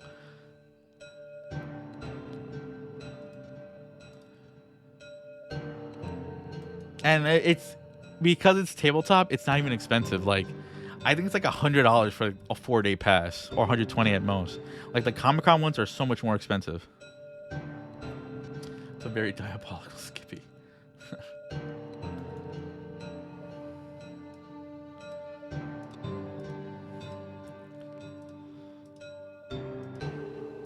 Faker, you're not here, right? You're still lurking? Oh, yeah, Frosthaven. Oh, man. I actually, around COVID is when I started to sell all my board games because I just, I could not adapt to playing them online. Some people could. Let's see. Brindlewood. What's the last one? Nemesis. I'm glad I only put €1 down because I did not want that. Yeah, I can't. It's been a long time since I backed. Yeah, so here we go. This one, Too Many Bones, $576. I sold it though. I never even got to play it.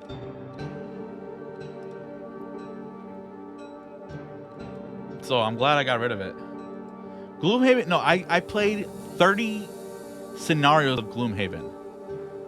Oh, and Mula and Ivy, I got this recently in the mail.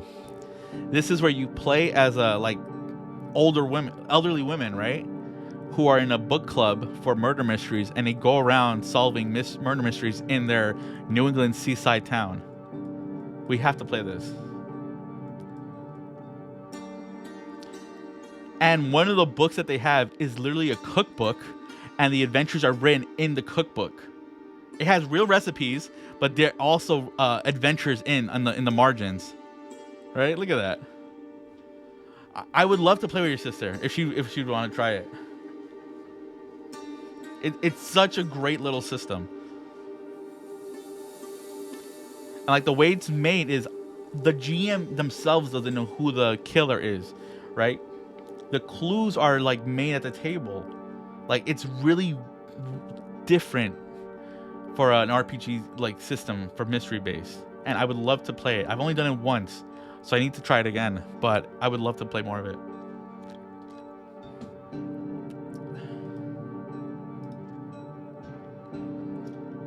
Oh, thanks for stopping in, Mercutio.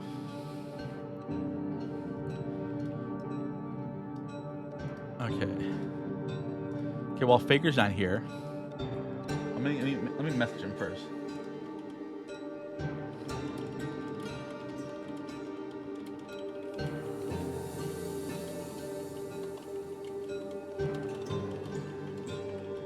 Okay. I'll take a look. No, yeah. Oh yeah, Mercutio, are you still here? Let me know if you're still. I need to tell you something.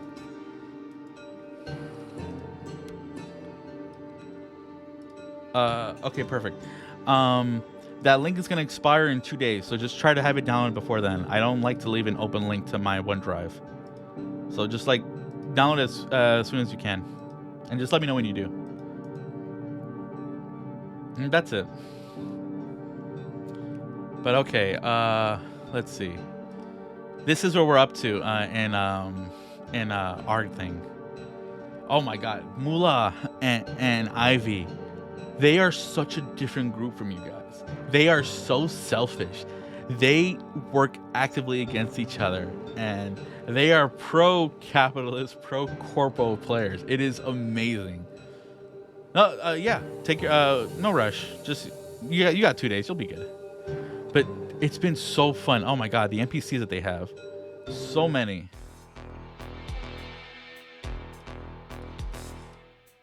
And like. One player's dating this girl.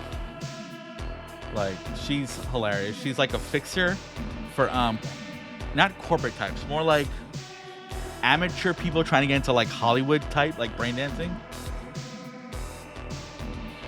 Look, it's.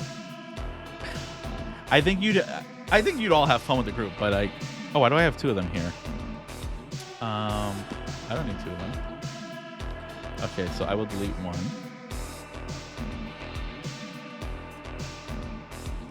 Delete. That would have been a while. Like, I use this guy. This is Ewan McGregor, like a piece of art for him in Train Spotting. Well, like he's the perfect corpo brat drug addict.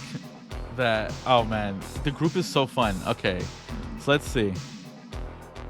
They're working sort of with the Russian mob now. This is from Grand Theft Auto. I love the art for Grand Theft Auto. The characters, it's perfect. And then what? Let me see what they last did. Session 7. Okay, so let me go to Cyberpunk.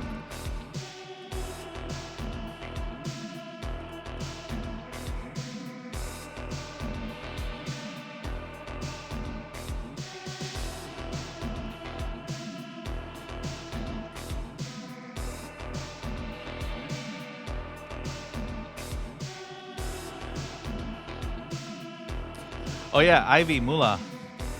Well, Mula knows this, but Ivy, the other group wants to know if you'd be up for like having a session where you guys just do PvP and kill each other. I have your characters here still, right? But I think it'd be a lot of fun if you guys just spend one session. I will make a map that's super, has a lot of cover, has a lot of stuff to like use to your advantage, but it'll be run as strictly by the rules, so it's as fair as possible. But I think it'd be really cool to just let you guys kill each other. And just so you know, this character has 3 people who work for her, so that means they get 3 extra NPCs on their side. And this character over here is a nomad, and her car has a rocket launcher, grenade launcher in it. So that's the kind of stuff you'd have to deal with if you fought against them. Oh, this is Sia's character. She's a Hindu Bollywood actress. Yeah, if you run a game, you have to let me play. I feel like you're obligated to at this point. Okay, it helps me to open the map so I can remember what they did. Downloads. Okay. Oh yeah, so there's a bar that they went to in Little China. No, they have at least 3 sessions left. So it's going to be at least last week of April or sometime in May. But whenever everyone can make it, it'd be really fun to just have you guys kill each other and see who's left standing. Okay. Oh, now I remember. They're going into a Tire Claws security thing and into a data fort. That's right. You go. Oh, that's perfect. Cool. Slick Sugar has found a clear link. Oh, yeah, that's right. Okay. See how you guys do with me as my DM. Like, I've ran public games for years. I think I'm ready for any kind of game master type. Okay, so let's see. For session 8.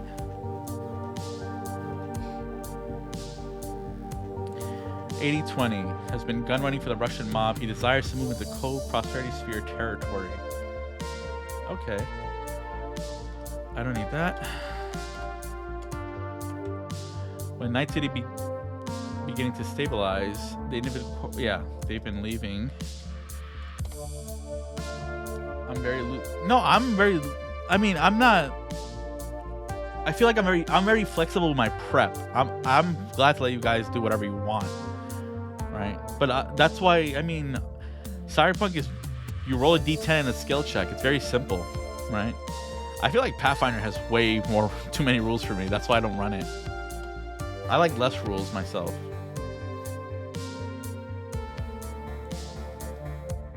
Data Form Kabuki has illicit dealings. Oh, that's right. So this guy here, he works for Night Corp, they learn, who is a big deal in Cyberpunk itself. Has illicit dealings with other and Jacklars, or former Night Corp churned. Oh, you know what, actually? They have someone who's looking on who's been causing problems for them. So this is Danger Gal Dossier. This is the book of NPC stat blocks, right? They have an investigator for a gang who's looking on who's been causing problems for us. I'm gonna make him a fixer / solo. So let's see the list. I need a fixer stat block. By faction, by level, by role. That's not what I mean. I want a fixer. Rocker Boy, solo. Alpha, hardened Mook, hardened mini boss. You know what? Bazooka Joe could be cool. Cazadora. Oh, I like this.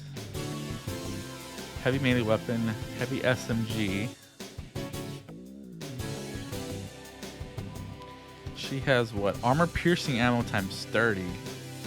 Enhanced antibodies, so she heals double the rate. Incendiary. Okay, I'm taking this stat block. This is the part I hate about RPGs is making up stat blocks. So this is perfect. Ivy, give me a name. This guy. He's Asian. He's Japanese probably, and he's focused more on an investigator, but also he's good at shooting. I'm thinking more kind of like Judge Dredd, like that type. Like he's a cop, but he can kill somebody. Placeholder. I gotta find art for him. That's the thing. I have like a folder I use for art. Artwork. PCs.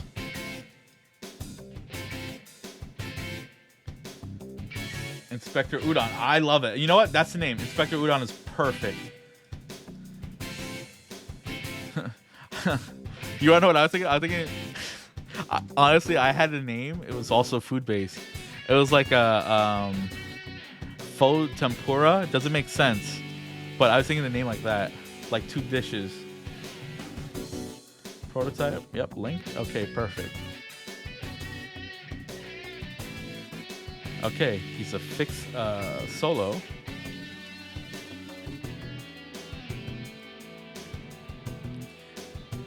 Whoops. Solo.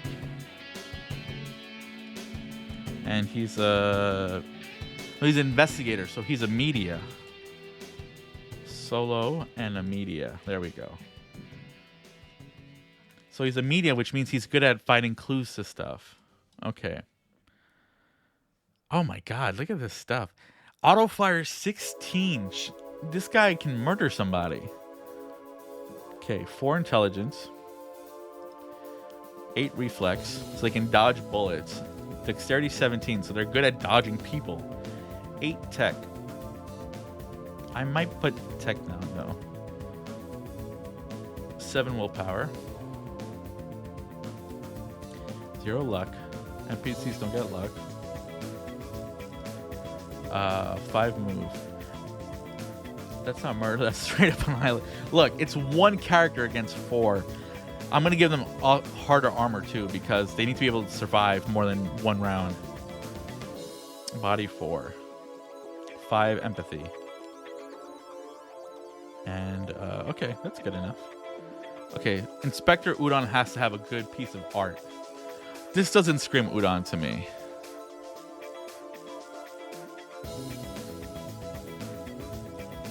I actually really like this one.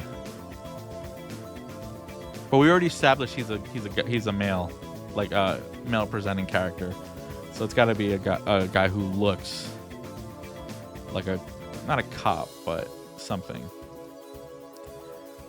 You know, this looks ridiculous, but I really like this piece of art. Inspector Gadget looking goof. Okay, that wouldn't be so bad either. This guy looks so plain to me. I like this one a lot too, actually. I don't know what it is. It looks kind of silly. She looks too nice, like she couldn't hurt anyone. This person could kill somebody. That one looks like Omni semi-stormtroopery.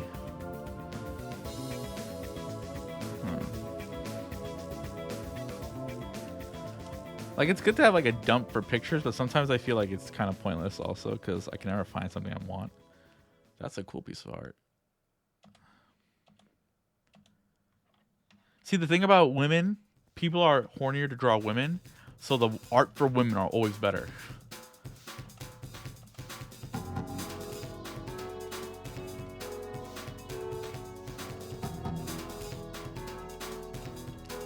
This one's amazing.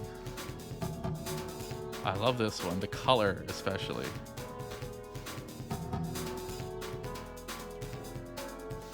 Oh man, he's not Inspector Udon material, but I like this one. I love the color.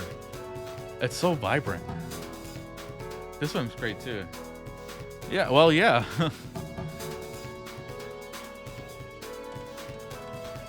That's... I don't know. I kind of like it. I kind of don't. I don't know.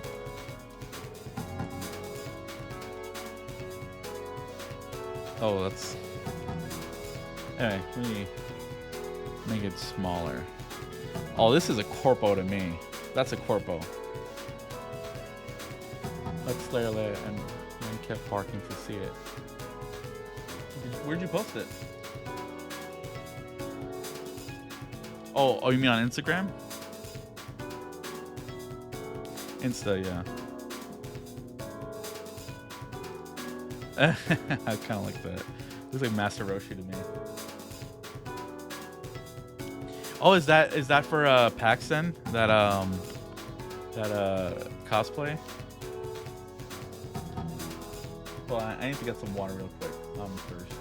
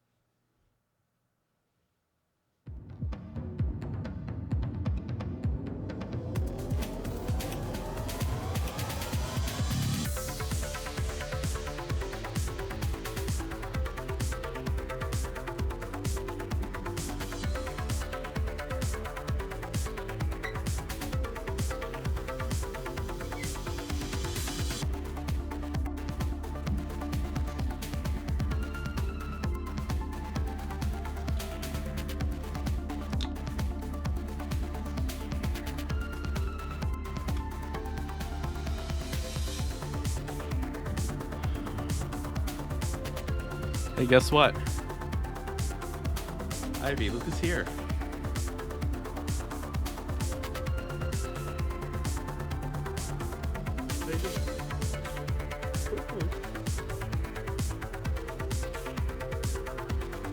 Mula, are you here?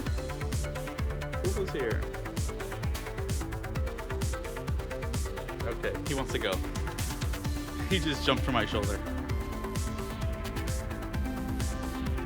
Okay. He scratched me a bit. I gotta cut his claws.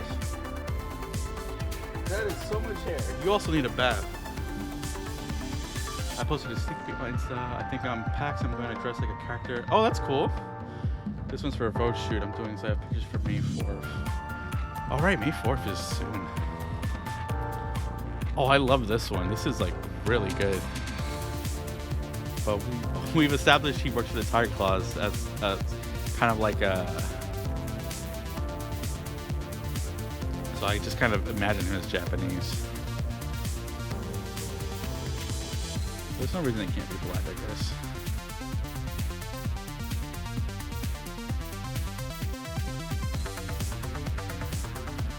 I like this. What do you think? Does he scream udon? He doesn't really scream udon though, right?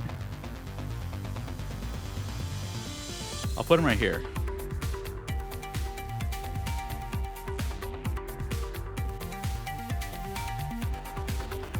That's not udon material either.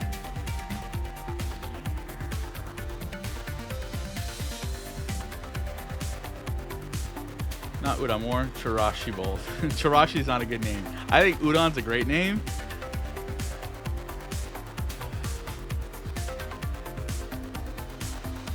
This is Goku or Gohan.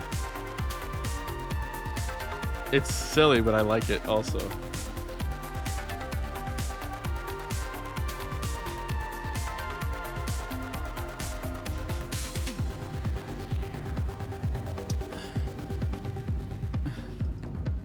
That might work? Okay, yeah.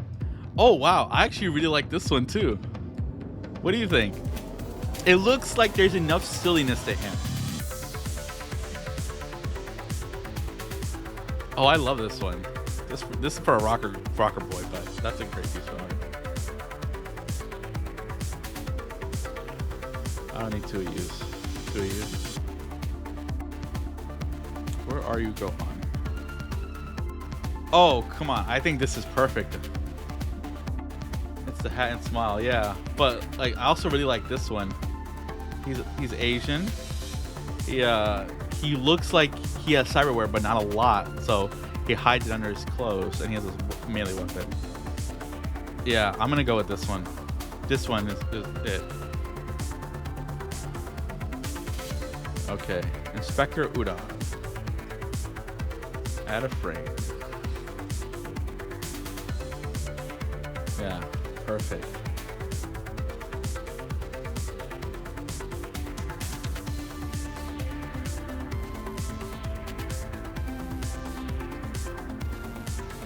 There.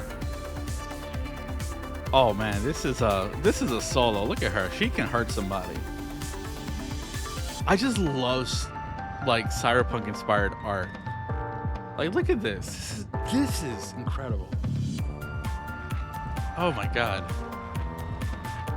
I can't. I'll just drag stuff in there when I randomly see it because I know I'm gonna need it eventually. Okay, athletics 12. Bam. A base 19. That's insane. I don't know if this means it's wit. Oh, skill bases. So that means it's that's based off what? Dexterity? That means it's actually 5. Okay, that helps. A 19 would be ridiculous. So auto fire 16. So that means that's 8. Brawling 15. Anyway, how's your night going? What are you up to? Is it cold up there? Do I need to like dress for warmth when I go up there? Bureaucracy. 7. Concentration 11.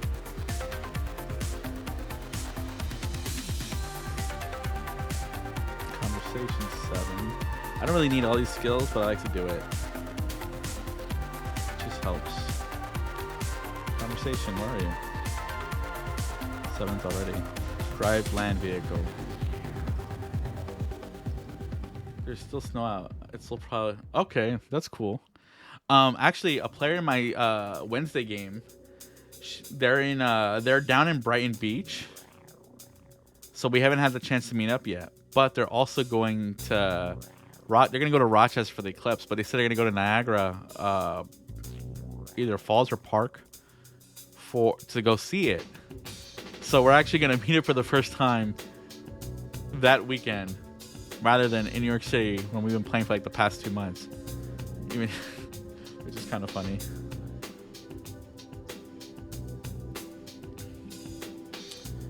But I'm excited for it. Education. The 6. Evasion 15.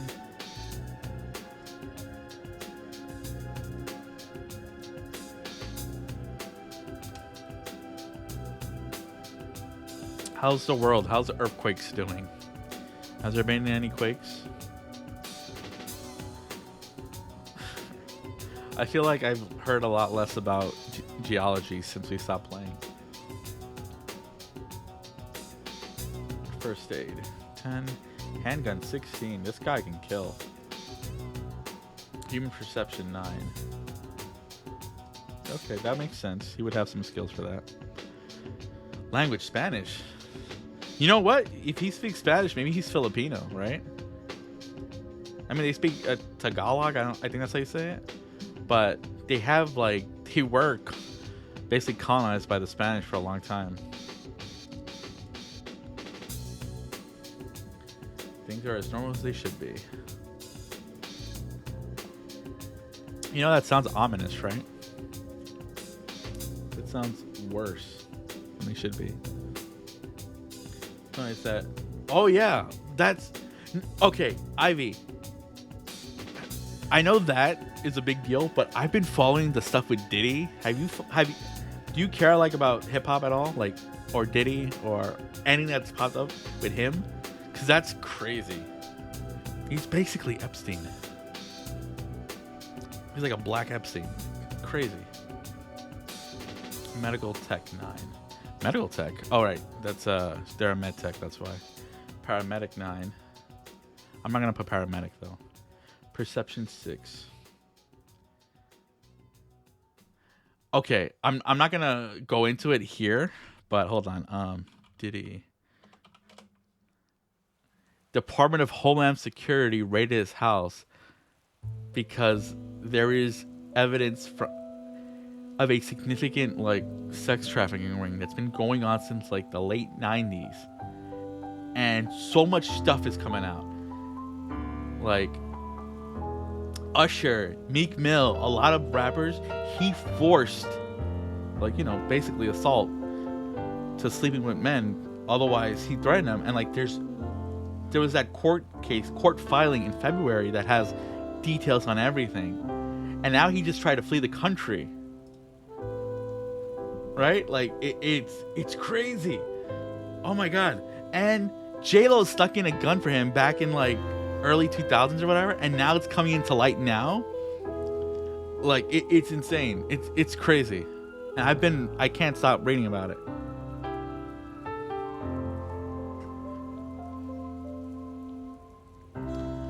I shouldn't like talk about it on stream, I guess, but I don't care.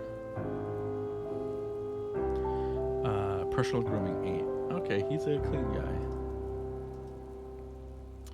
Persuasion 9. Pilot air vehicle 12. Really? You know, that could be really cool if the players have to outrun a flying vehicle. Stealth 15.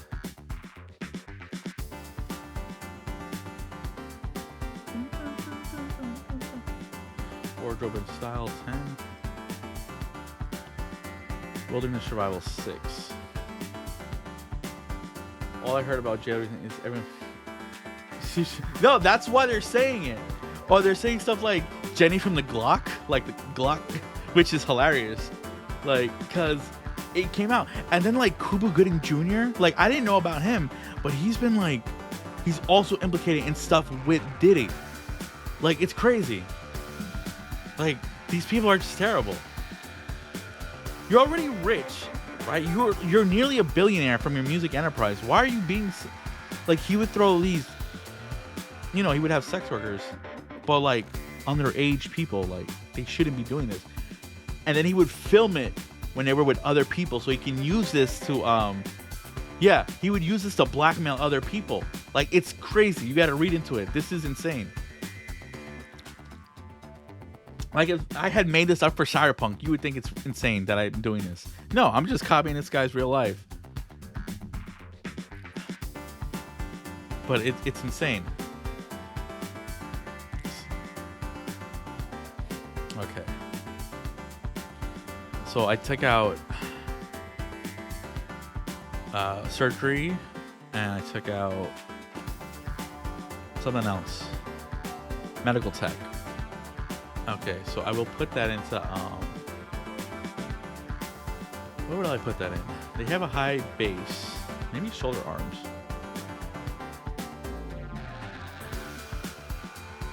I like the idea of shoulder arms. Or maybe I could put more into auto fire, so the base 10. More in the handgun. And then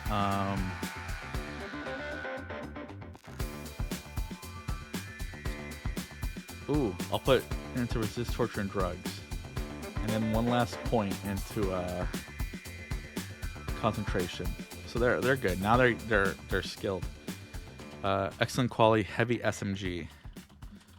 Heavy SMG, excellent. Oh, that's gonna be rough for them, right? What's the auto fire value on this? 3. Okay.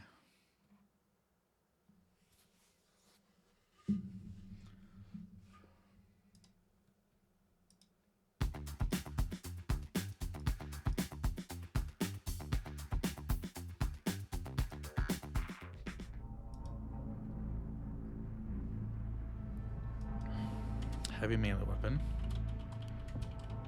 Excellent. Heavy. What could be heavy? A sword. Why not be a sword?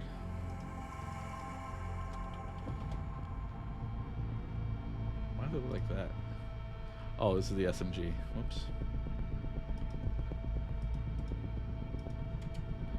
Heavy SMG ranged. Nope, it's not excellent quality. Okay. Medium armor jack. Head. Body. Okay. Armor heavy pistol ammo. Armor piercing. That's 30. And incendiary.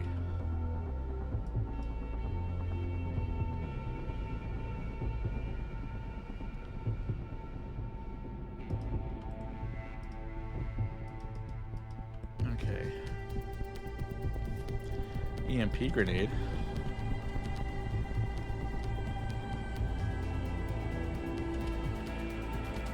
Flashbang. Agent. Medtech radio communicator.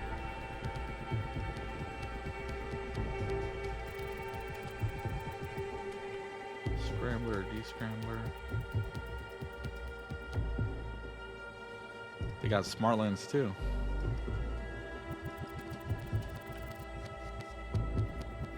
Oh wait, no, this is different, right? Takes the. Oh yeah, it's just that. Oh, but the smart lens gives it to a single option. Oh, that's pretty cool.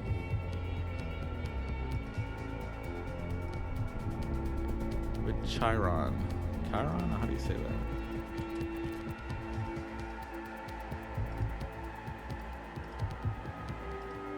Okay, and then trauma. You have trauma team also. I like this. Trauma team. Silver. This is a deadly guy then. He's got a biomonitor. Contraceptive, because that's important. Independent. I think he'd have toxin binders. No, not this one.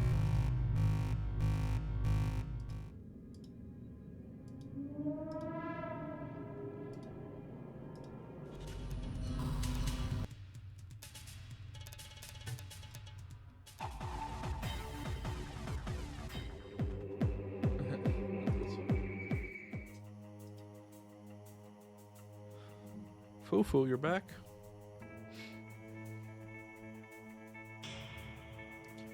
I think he'd have a smart gun. So let's give him a subdermal grip.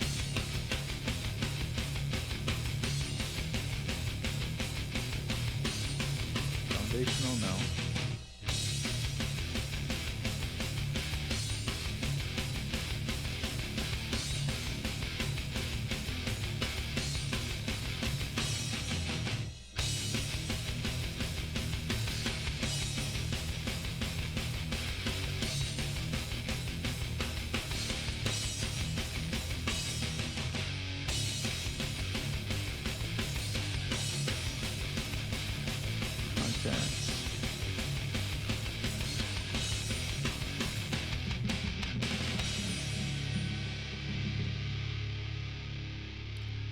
Weapon attachments. Okay.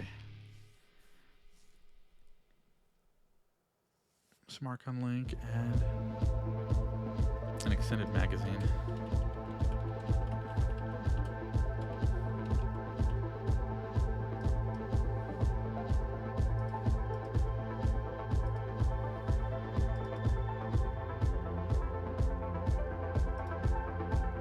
Heavy SMG.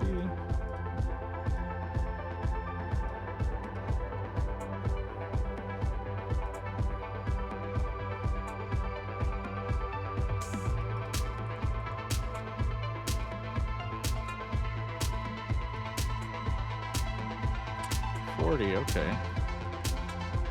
So I'll say he has 40 of each left.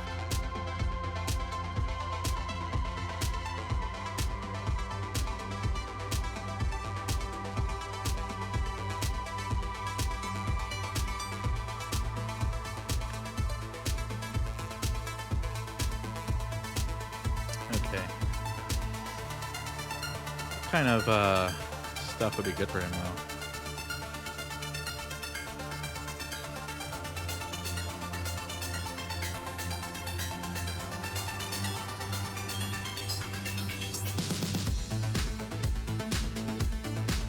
Oh, you're looking into it? It's crazy, right?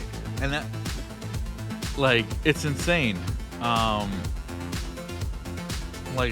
I know there was stuff that came out, like, you know, him being terrible, but I didn't realize it was to that level of, it's just horrible.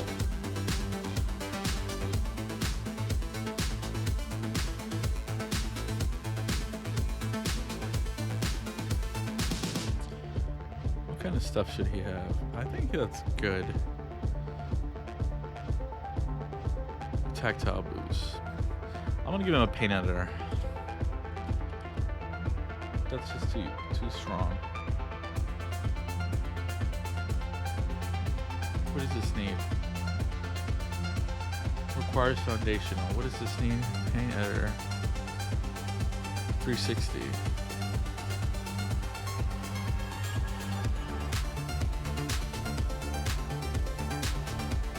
A neural link. Okay.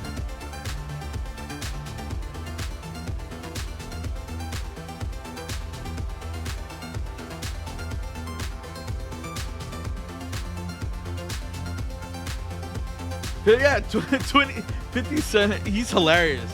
He's just been having a good time. Like, he's just been like, he's like, they don't come if you're not guilty. He's hilarious. He never liked Diddy. He was always like, he invited Diddy, 50 one time to like go shopping with him, and he was like, "What are you trying to do?" So it's like so funny to me. Okay, here's Inspector Udon. One, let's do an auto fire. I want to see how bad it hurts. What is the range for this again?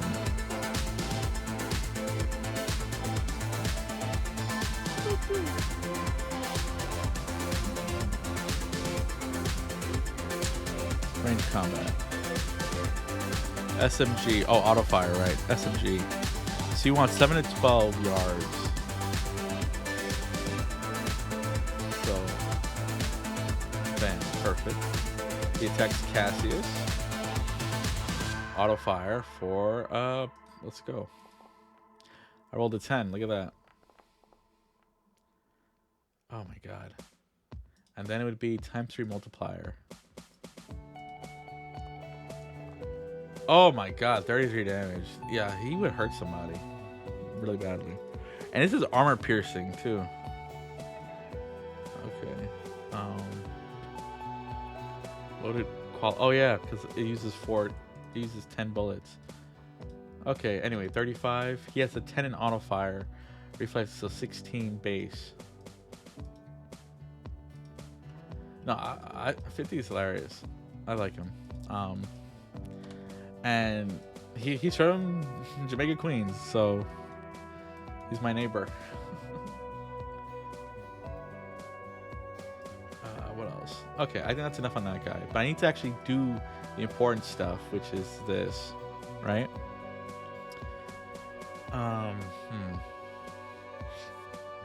The data fort. What's in the data fort?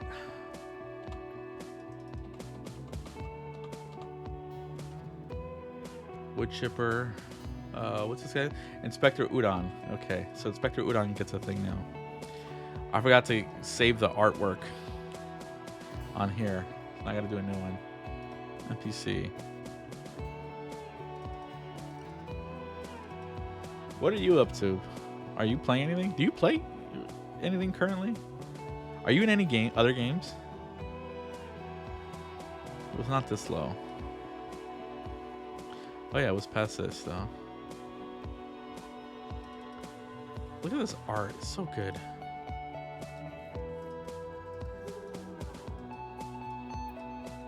Look at this one.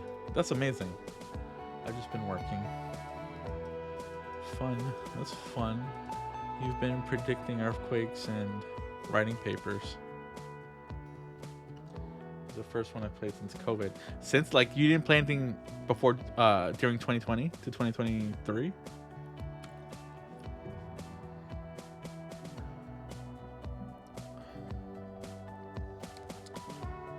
This is gonna be annoying to find.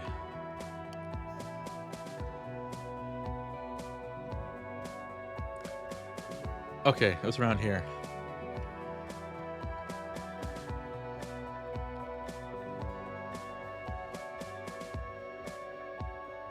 Or was it?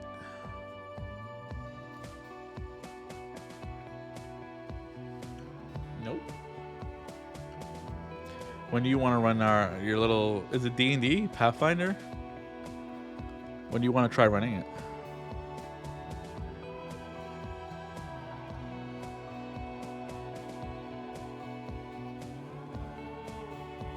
Here's the easier way for me to do this. Inspector Udon. New character art. Bam. Cyberpunk. Character art. Probably after I have the time to figure out Foundry. Oh, did you buy it? Oh, nice. It's this guy. Perfect. Oh, wow. There's more. This doesn't look cyberpunk to me, though. Okay, I'm sorry, but I gotta edit that part out. The little thing. Been swamped with work and travel. Why do I have another Alicia there? Are they the same thing? Yeah, they are. Okay, delete.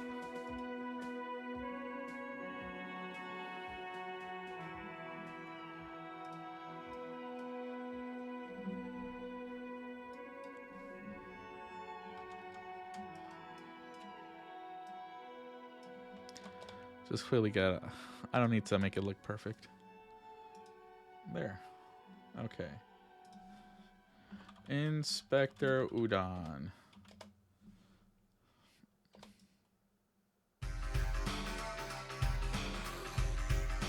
Perfect.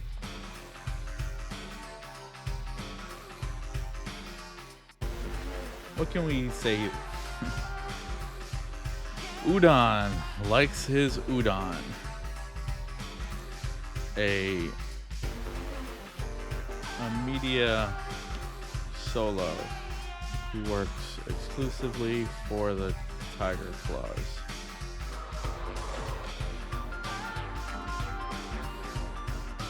He has been dispatched to plug in the security holes in their illicit operations, which have been plagued by recent troubles. That's enough for me. Okay, where is she? There.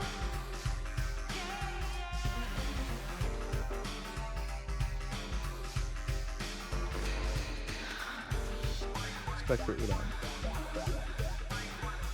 Tire Claws. Inspector Udon.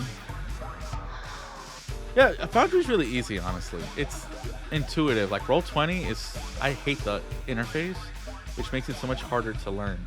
But because you're gonna run something specifically, it makes it easier to at least learn what you need, right? And you've played with it enough that I hope you can at least like find stuff you need. In D&D, okay. What I want to do is like I want to do like a dungeon for D&D for my friends because I just want to kill stuff. Inspector Udon has recruited someone in Omni Financial who has leaked data on Cassius Argent's special projects. Okay.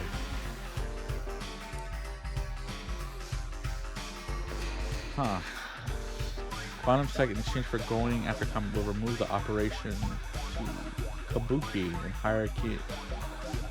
Okay, that's really cool, actually. So what I'm seeing here, right? Because the Tiger Claws are a gang, right? They're a gang in this part of Night City, of Old Japantown. But there's this district here called Kabuki, which is getting a lot of new money coming in. And where is it? Contents. Tiger Claws. This person here, their leader. They're like an actor turned gang leader, right? But they've been losing a lot of business. They have like something called a co-prosperity sphere in this area, where they invited other East Asian companies, right, to basically bring your business here. We'll protect your business. We won't even ask for like, they won't do like racketeering stuff. They won't like ask for bribes or protection money, right? Do your business there, and we'll collect like taxes, and it'll help everyone out. But now that Night City is becoming more, it's starting to become more stabilized, right? As more resources are being put in here, they're losing these businesses now. They're like leaving the area because like, why would we pay you guys for security when we can have our own security and not pay anyone? Okay, that gives them a chance to want my players' corporation to come in, but they're gonna learn that that group has been the one destroying their operations, which could endanger that security. Now I guess I need to think of a way of that. I guess that doesn't really matter. They're going to this place, this data fort, where they're gonna it's basically a police station, and try and steal data, and that's gonna be deadly. So I feel like that's gonna be enough to really make the corporation choose between her or, you know, future money, and they're just gonna throw her away. Okay.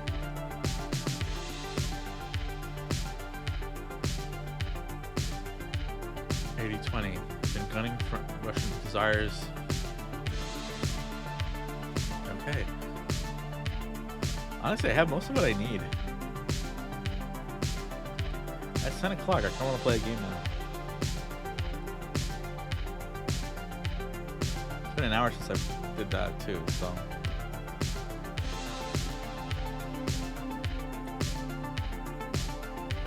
Are you working right now?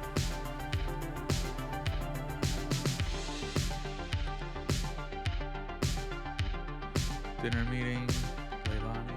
Yeah. Oh, that's fun.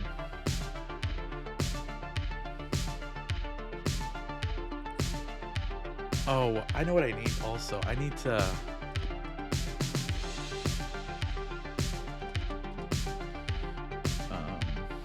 heading. Need to do... Kimin Gumi Station maps. Data fort maps.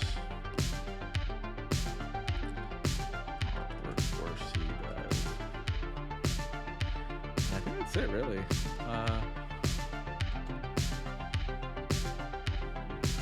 The map stuff isn't really that big of a deal.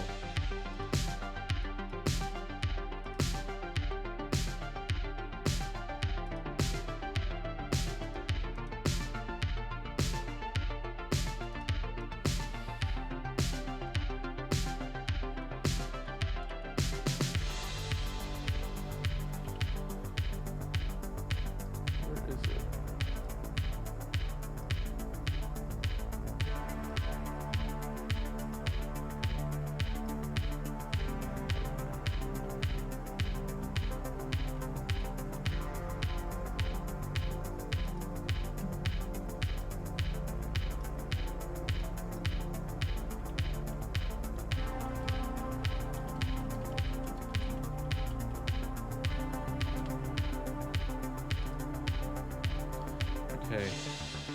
The other thing is, I gotta prep Call of Cthulhu. I haven't played Call of Cthulhu in so long.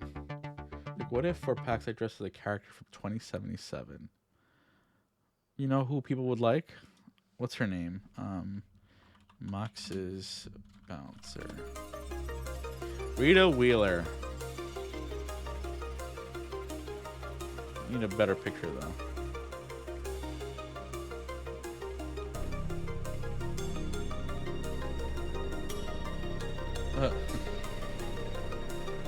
I want to show you what she actually looks like, unaltered. Not that one. This character, her name is Rita Wheeler. She's like a bouncer for a club. And, I mean, do that one, right? Would that be plausible? Like, cyber arms? You just need a bat, really, and purple hair.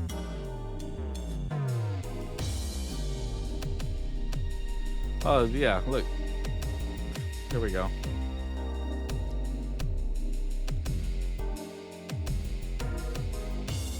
Yeah, people really like her. I think she's okay. She says one line in the game. Pan Am? I feel like that'd be easier, right? She just has regular clothes. Have you played 2077?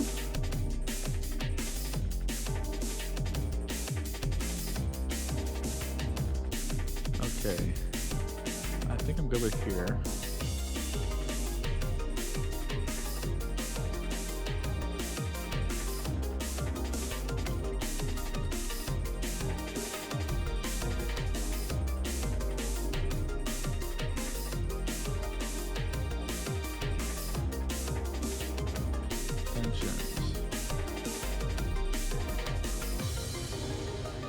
Okay.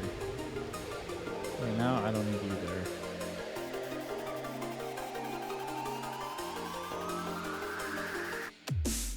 Call it Cthulhu.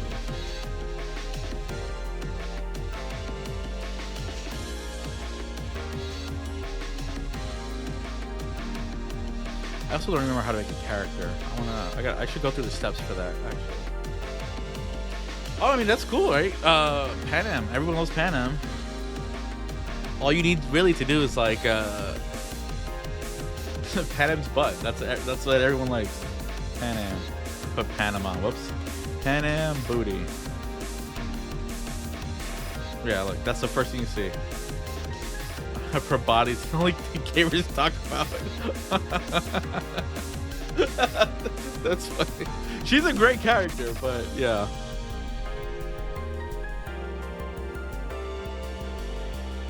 Look, I remember this place. Will this do?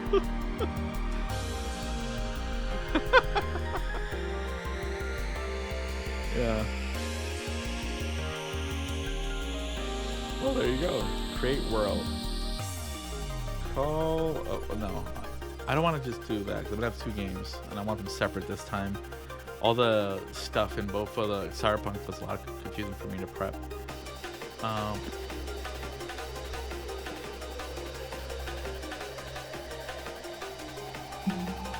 Settings.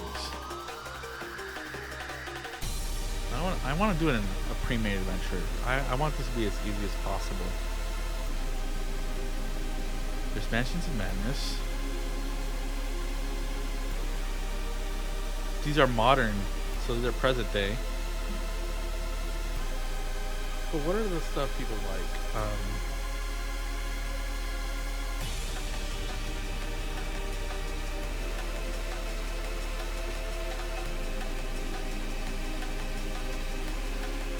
You should go for it then.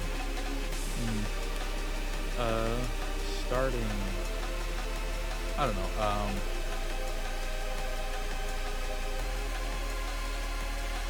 Small campaign adventures. So for this, I haven't really played it much, so I don't really feel comfortable just homebrewing everything from the get-go. So I want to take something already established.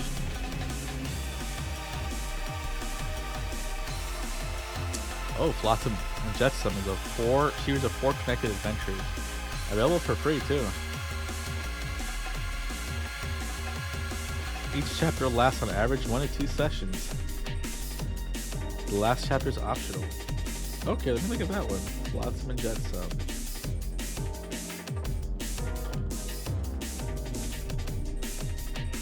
What do people say about it? It's fine. I like Moon Brothers. Didn't quite enjoy the second Inheritance and then played it. Kind of, but it has its own. Only Moon Brothers. NPC is a sympathetic that facilitates some good role play. But personally, make the thing. I need a name. Game system.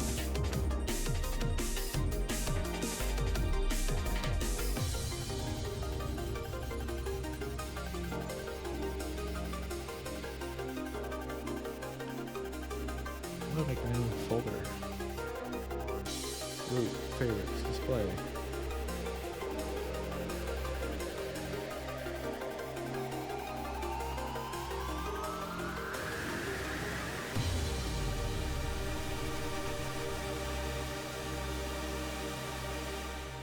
for the fairy birds.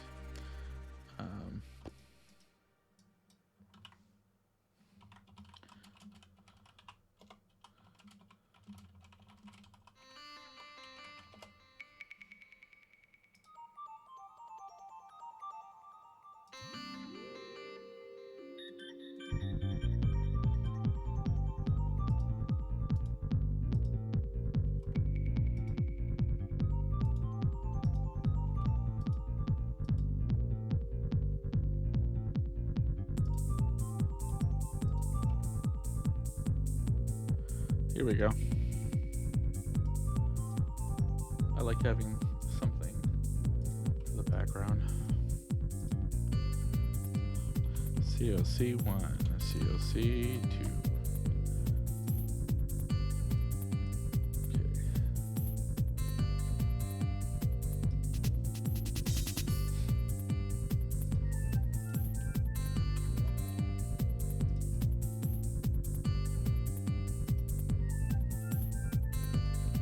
Minimal.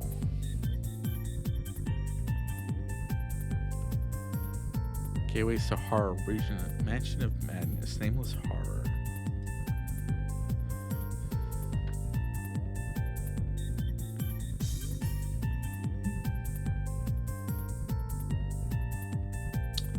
Okay. Gateways to Terror. I've heard about this one a lot too.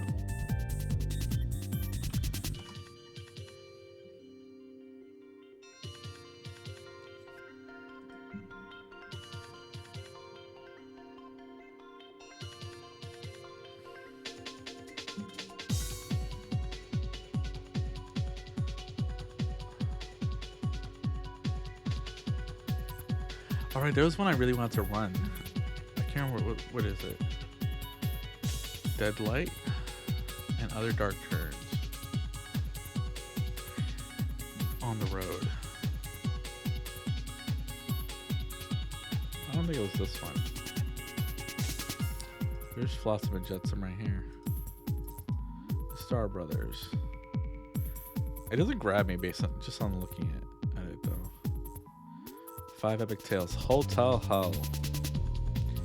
An inheritance conceals a hideous secret that may spell the end of the world. I don't want something end of the world defining though. That's just tiring. A final journey brings a remarkable discovery and a hidden terror. This scenario is set in the modern day in the icy waters of the North Atlantic, accommodating 2 to 6 players who can be played in a single session. The adventure concerns a missing reefer ship, the Groenland whatever, which has been stranded on an iceberg. The thought of a substantial salvage reward drives the investigators to attempt to rescue the ship, but in doing so they track it. That sounds pretty cool. What do you think, Ivy? A Cthulhu inspired adventure on an iceberg? Let me see what people say about it.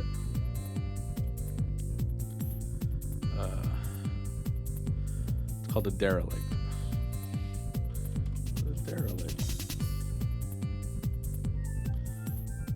Running the Derelict. Where can I get it? Advice how long to run. Here we go. That's what I need to review. I lost the tab for a second. Sounds fun.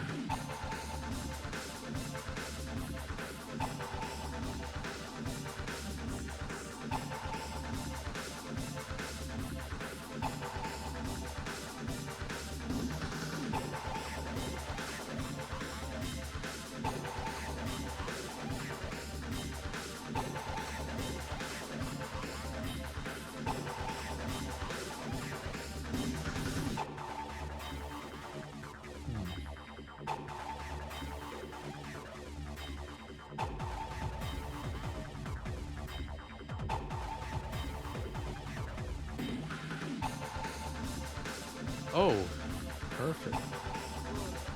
Did he like it? I don't want to watch this on here, but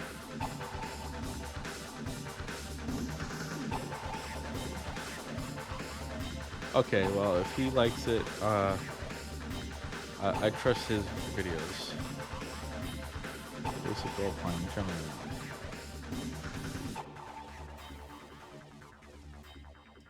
Okay, I'm gonna save this link though.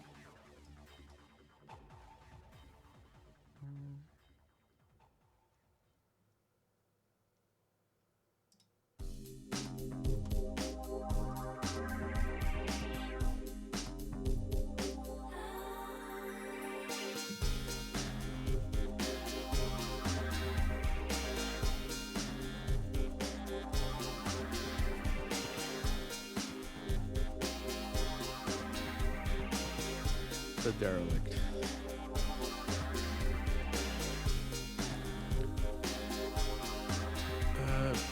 Peterson's Abominations. Let's go with that. Okay, well. And the other one is Mr. Corbett.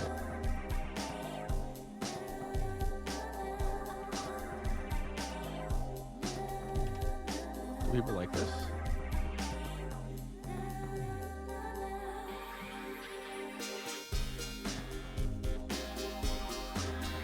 The Code.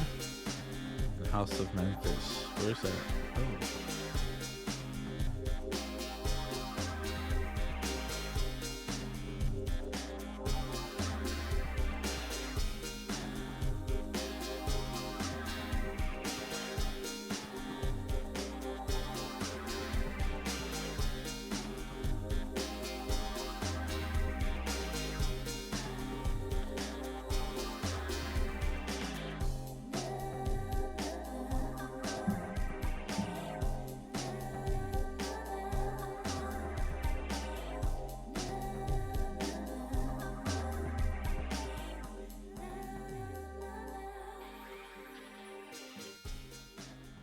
Let's go with this one.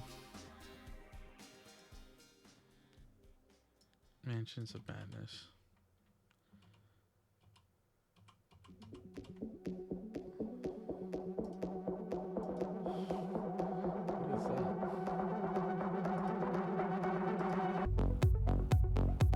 Yeah. It seems a bit intense.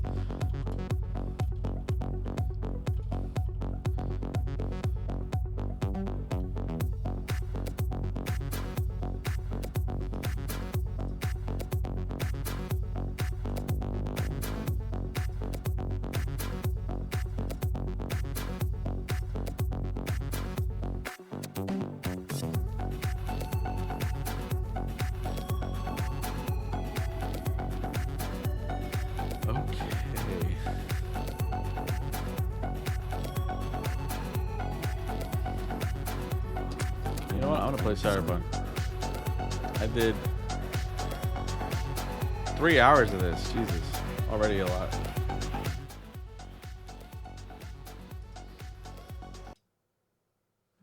I think I'm good on prep.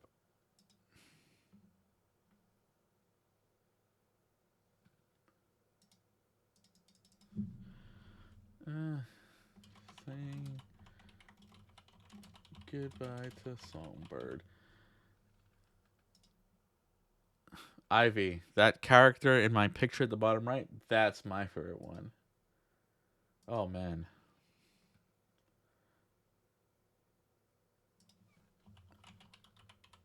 But I like a mean woman. Okay.